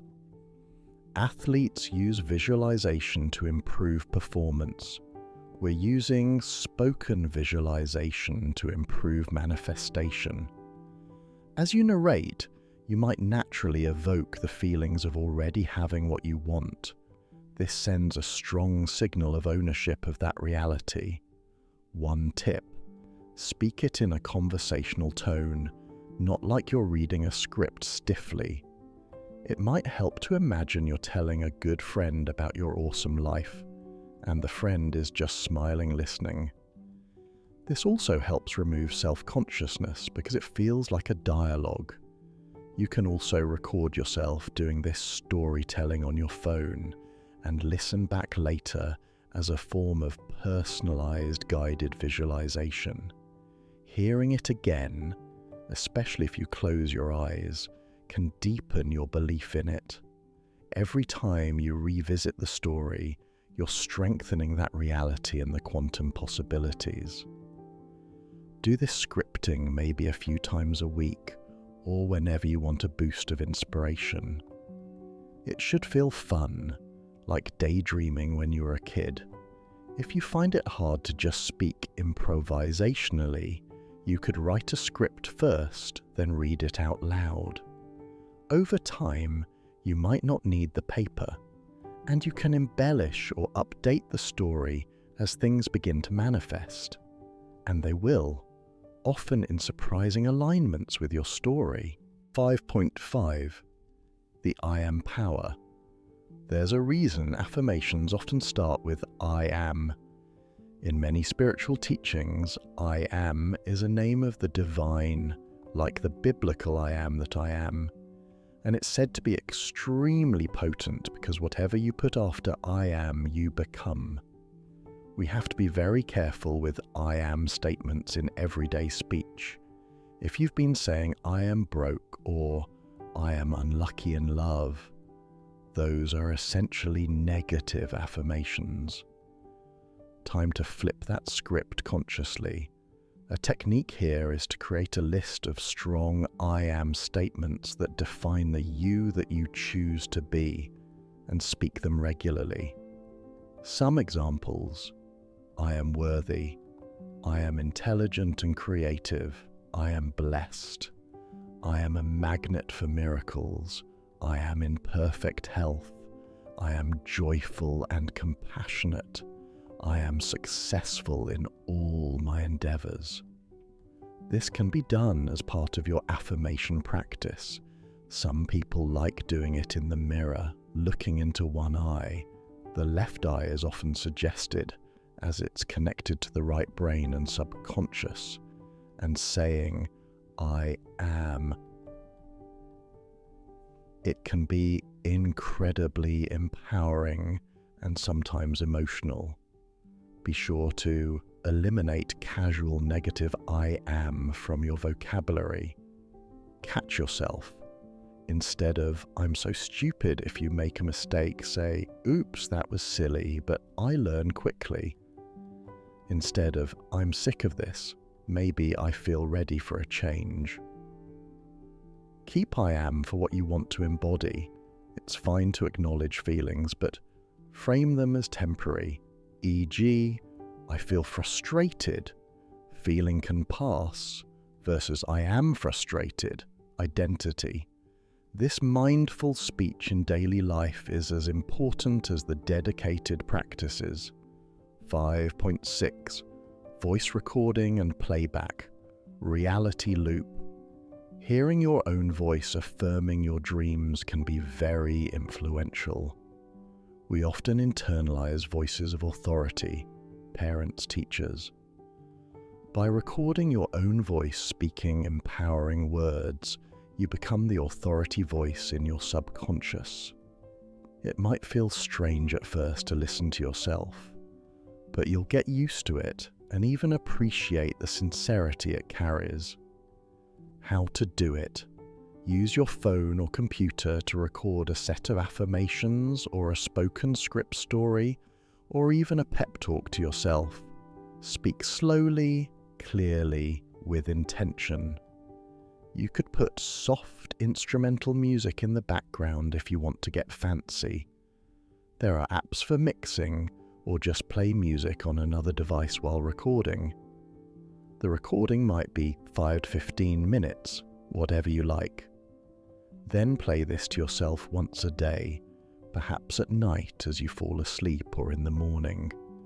When you listen, really absorb it. Believe that voice. It's you, after all, reminding you of your truth and desires. This technique basically combines auditory learning, affirmation, and a bit of hypnosis, if you do it at sleepy times, all in one. One advantage of this is that on days you feel low and don't have the energy to speak with gusto, you can use the recording to lift you. It's like having an ever-ready you from your best day to encourage the you of today. 5.7 Verbal Release and Creation Ritual. 2-part. This technique acknowledges that sometimes we need to release old energy vocally before we can speak new things. We touched on this in Chapter 3 with the primal release. Here's a structured ritual you can try occasionally. Part 1. Releasing. Go somewhere private. If it helps, write down on paper the things you are releasing. Limiting beliefs, anger, fears. Then speak them aloud with an opening. I now release my fear of failure, my past resentment towards X, the belief that I'm not good enough, any negativity blocking my success. After each statement of release, take a big exhale, or even make a ha sound as if throwing it out. You can say, "I let this go firmly." Keep the tone one of cleansing, not of reinforcing negativity. You're acknowledging and commanding it out. You can even burn the paper safely after to symbolize it's gone. Part 2. Creating. Immediately after, do a series of spoken desires or affirmations. I now create. I now welcome. I am, etc. For example, I now create space for a loving relationship in my life. I welcome financial abundance and stability.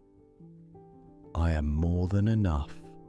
I am worthy of great success. Feel the freshness, like you cleared weeds and now you're planting seeds in good soil. The words in this phase should feel extra powerful because you just cleared what's contradictory. Many find that doing a release first makes the affirmations feel real, not like fighting against internal objections. Optional. Conclude with a declarative statement like, "And so my new reality begins, thank you," or any phrase of closure.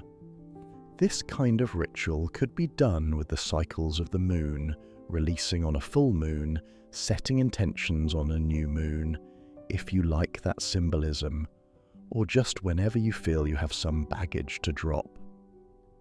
By speaking both release and intention, you involve your whole self in the ritual. 5.8, the 55-5 or 3x33 method, spoken variation. Some manifestors use numeric formula techniques like writing an affirmation 55 times for 5 days, 55-5, or 33 times for 3 days, 3x33.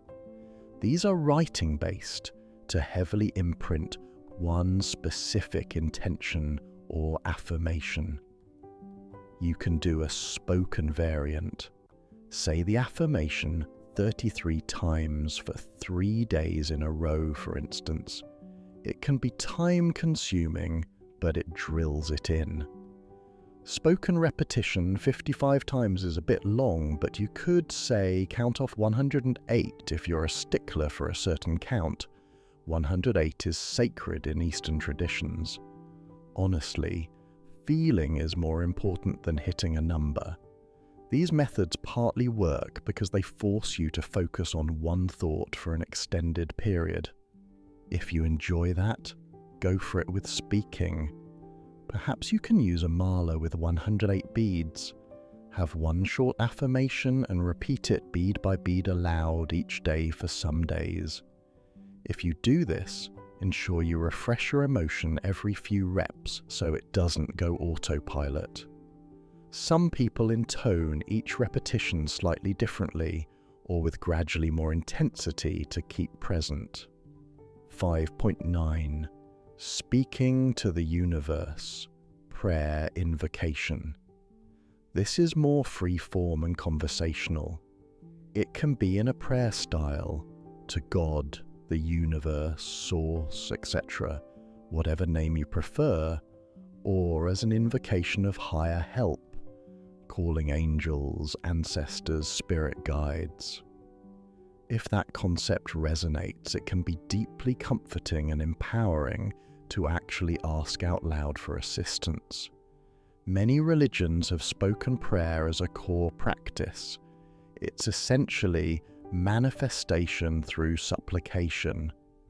How to do it? Simply speak from your heart. For example, "Dear Universe, I ask for your guidance and support as I work towards my dreams. I desire a loving partner. Please help our paths to cross in perfect timing. I intend to serve others through my talents. Show me the way to opportunities that align with this. I thank you for all the blessings I have and those on the way. I trust you are helping me every step. Thank you." Tailor it to your beliefs. If you don't like the idea of an external entity, you can address it to your higher self, or just speak to the open air as if the energy of life hears you. It does. The act of respectful asking can build your faith and also ease anxiety. You're sharing the burden with the universe, not carrying it alone. Many times, people feel an almost instant sense of relief after praying or invoking help aloud, because they truly let go and handed it over, as we discussed in receiving. Also, be open to answers. After asking, you might get a sign or idea within days. Keep a dialogue. Thank you for that sign, I see it, etc. This co-creative relationship makes manifesting feel less lonely and more magical. 5.10. As if conversations. This is a fun one. Have a pretend conversation as if your desire already happened. For instance, pretend you're calling your best friend to tell them the good news and speak what you'd say. Oh my gosh, I got the job, I'm so excited. Can you believe they offered me a higher salary than I asked for? Etc. You can play both parts if you want. Speak your friend's imagined excitement too. No way, that's amazing, congrats. Yes, talking to yourself. This is imagination at play. It might feel goofy, but that's good. The more fun and real you make it, the higher your vibe. Children do this in play all the time, and they have great imaginations. We're recapturing that ability. Alternatively, sit with a notebook and pretend it's years from now, and you're being interviewed about how you achieved your dreams. Speak your answers aloud. What was the key to your success? Well, I believed in myself and never gave up, etc. This not only reinforces your vision but can reveal insights. Sometimes you channel your own wisdom in this imaginary Q&A. Combine with props if you like. Dress up a bit, hold a fake phone or a trophy, etc. Have a laugh with it. It should feel light and celebratory, not forced. After such a session, you often feel like, wow, it feels real, and that's exactly the point. Those are a variety of techniques. As you experiment, you'll find which ones make you feel the strongest positive emotion or shift. Those are likely your go-tos. However, don't let it get monotonous. Sometimes changing the method re-engages your mind. Perhaps affirmations daily, scripting on weekends, a voice recording at night, and occasional mirror work or pretend calls. There's no rigid formula. The best practice is the one you'll do with consistency and joy. One more tip. Speak in the language that hits your heart. If you are multilingual, and some phrases feel more emotionally charged in one language, use that language, or even make up power words that mean something to you. This is personal magic you're weaving. Before we conclude this techniques chapter, let's do a quick integrated practice session to illustrate using multiple tools in one sitting. 1. Start.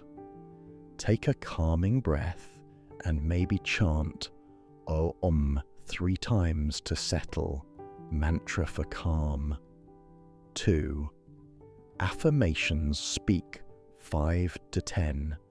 I am affirmations strongly. 3. Visualization script.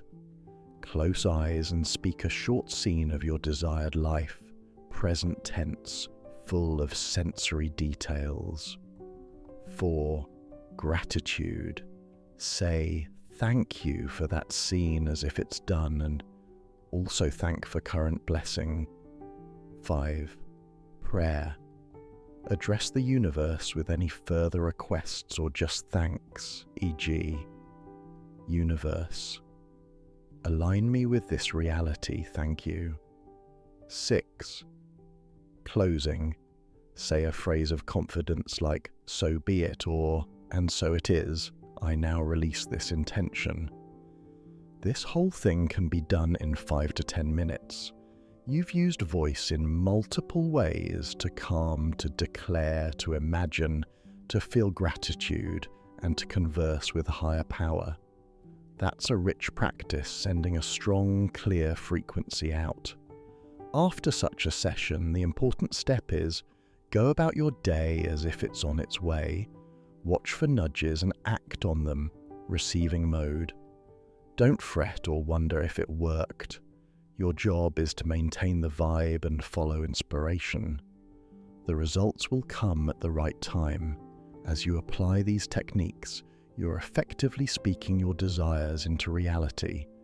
It might start with subtle shifts. You feel better, you notice more opportunities. Then momentum builds. A chance meeting here, a lucky break there.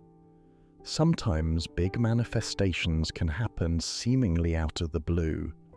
Celebrate each success. Speak that celebration too. We've got one final chapter to tie it all together.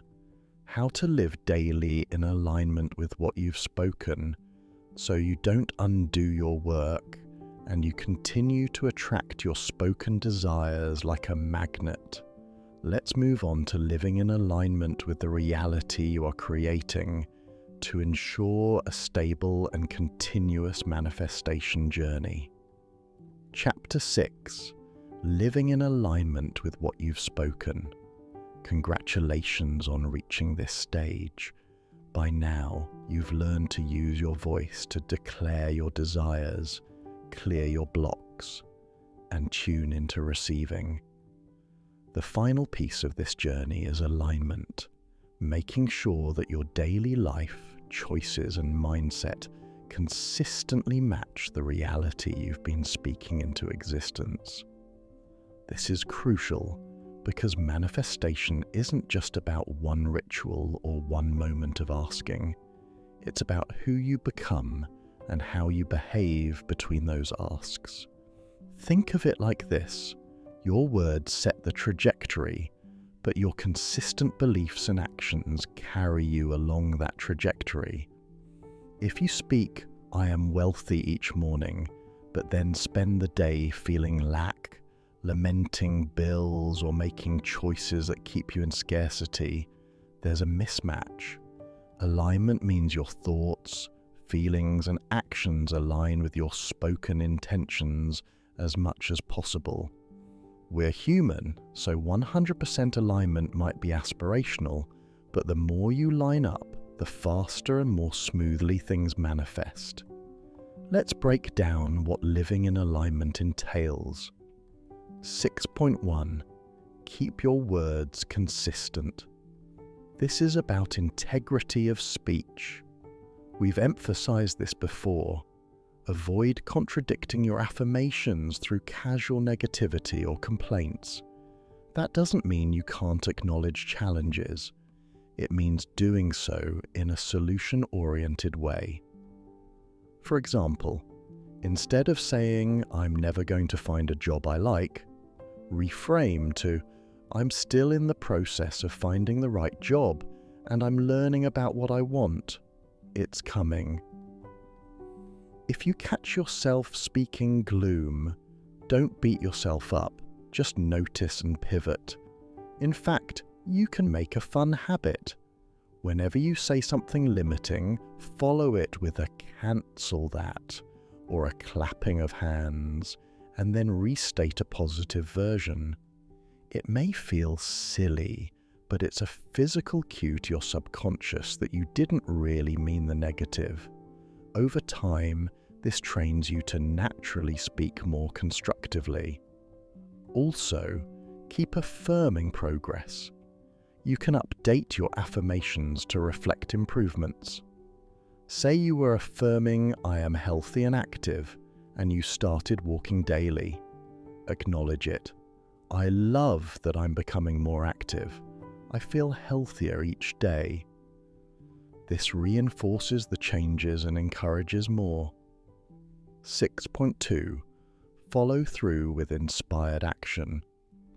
As touched on, when opportunities or ideas come as a result of your spoken intentions, act on them. This proves your alignment and faith. It's like telling the universe, "See, I'm serious and ready."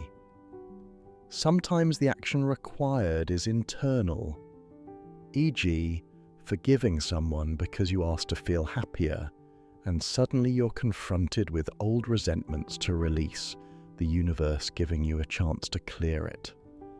Sometimes it's external, like the earlier example of getting an invite that leads to what you want. Don't procrastinate these nudges. Acting swiftly when intuitive or clear opportunities arise keeps the energy moving and often triggers the next step. 6.3. Embody the future feeling. Now, this is more about your vibe. Live as if it's coming. No, you don't have to be delusional or spend money. You don't have claiming you're rich. It's about the essence of things. If you are manifesting love, embody love now. Be kinder. Appreciate love in all forms around you. Friends, family, pets. If manifesting success, adopt some habits of successful people. Maybe wake up earlier, dress a bit sharper, organize your day better. By doing so, you are aligning your personal energy field with that reality. Neville Goddard, a famous metaphysical teacher, said, "You must assume the feeling of the wish fulfilled." Your voice kickstarts that assumption, and your consistent attitude carries it forward. Perhaps you spoke about having confidence. Alignment is carrying yourself confidently as often as you can. Perhaps you affirmed abundance. Alignment is feeling abundant through gratitude, even if bank digits aren't there yet. One trick: have a token or symbol of your desired outcome around, and when you see it, speak or think in alignment. For instance, if you want to travel the world, keep a small globe or a photo of a destination on your desk. Each time you see it, say aloud, "I look forward to my travels, I'm preparing for them." Then maybe you'll feel compelled to start learning a language or saving in a travel fund, which are aligned actions. 6.4. Surround yourself with alignment. This includes people and environment. Where possible, share your vision only with supportive folks who won't negate it. If someone mocks or doubts you, you don't have to engage in that discussion. It can seed doubt. Instead, perhaps find a like-minded friend or a group. There are many manifesting communities where you can speak freely about your goals and get encouragement. That communal reinforcement can magnify your belief. Plus, speaking it to others, supportive ones, is another layer of making it real. A bit like a public commitment, harnessing the earlier principle that verbal commitments increase follow-through. Environment-wise, declutter and make space for the new. If you spoke of new clothes or things, maybe clear out the old ones from your closet as a sign of faith. If you aim for a healthier life, stock your kitchen with healthier foods. Then your spoken intentions align with your surroundings. 6.5. Emotional alignment. Check-ins. Emotions can stray from our positive words sometimes, and that's okay. If you feel down, acknowledge it. Today I'm feeling a bit low, and that's all right. But gently guide back to optimism as soon as you can. One tool: emotional check-in and ramping. Ask yourself midday, am I feeling in tune with what I'm creating, or am I off? If off, Do a quick spoken affirmation or gratitude spree to recalibrate.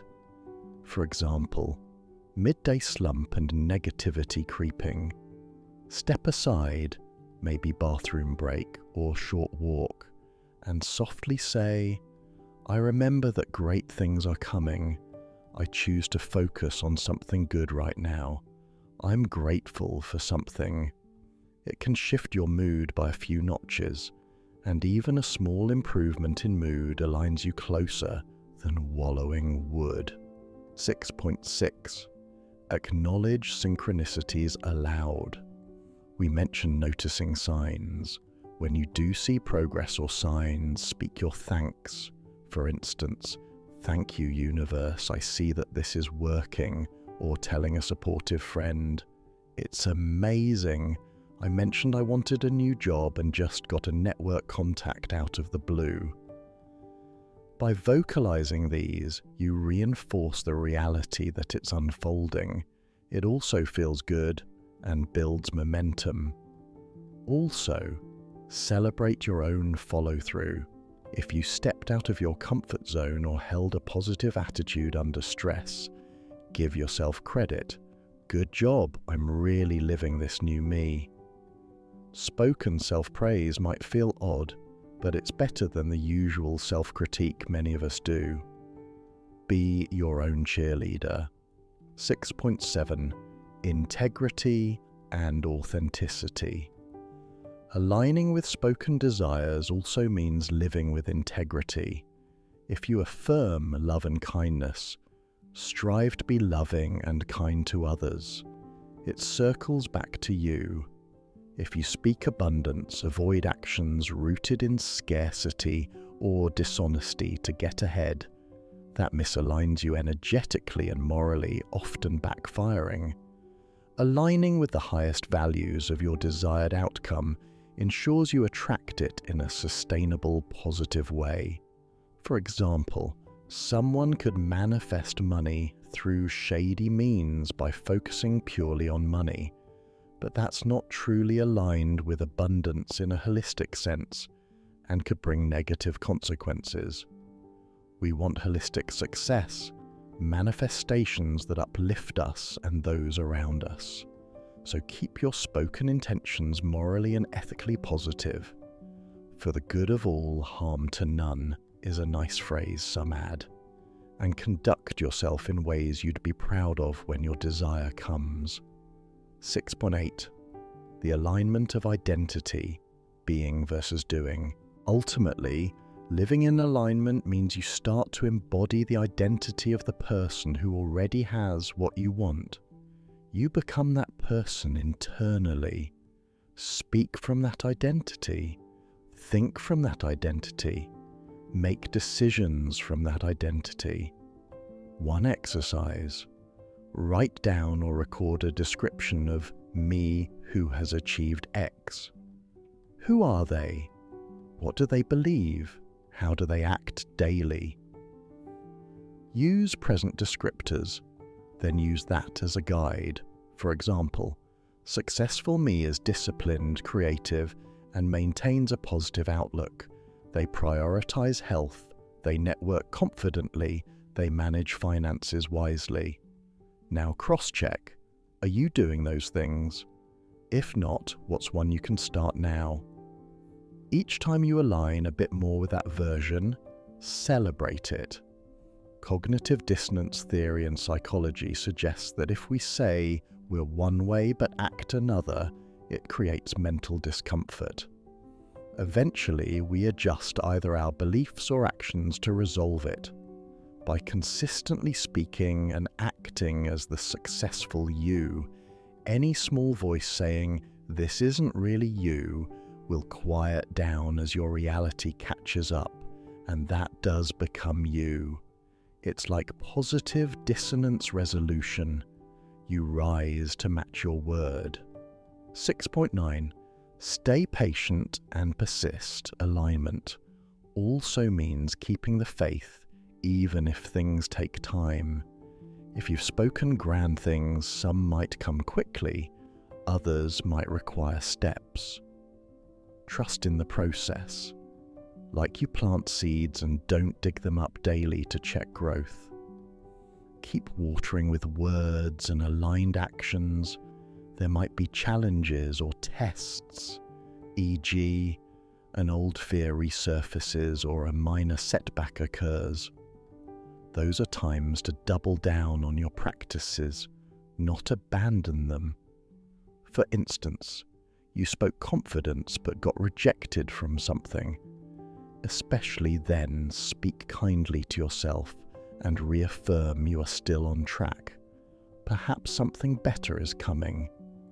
This resilience is alignment in the face of contrast. Often breakthroughs follow shortly after a test of commitment. 6 to 10, gratitude and generosity. When manifestations happen, express gratitude. We covered that. And also consider giving back or sharing in some way. If you manifested money, donating a portion or treating someone can reinforce I have plenty. If you manifested love, maybe pour some love into others too, volunteering or simply helping friends. Generosity signals abundance and keeps the flow circulating. It aligns you with the principle that life is abundant, a great mindset to live in. In summary, living in alignment is an ongoing practice. It's about congruence, your voice, heart, mind, and actions all pointing in the same direction as much as possible. When you slip, realign. When you succeed, reinforce. As you maintain this alignment, you will likely notice you become a more magnetic person. Opportunities find you with less struggle. People respond to you differently because you carry that confident, positive aura, and you feel more at ease because you're not internally conflicted. It's like the static in your signal clears, and you broadcast a pure note that the universe can easily resonate with. Final thoughts. Throughout the voice of creation, we've taken a journey from curiosity, could my voice really shape my reality, to understanding, practice, and mastery. You've learned that what you speak with intention and feeling truly can manifest, especially when you back those words with belief, receptivity, and aligned living. Remember that this is a co-creative dance with the universe. Your voice is your instrument. Keep it tuned with positivity and clarity. Play it often and trust the music it creates will be answered by the grand symphony of creation. Your journey doesn't end here. In fact, it begins anew each day as you wake up and choose your words.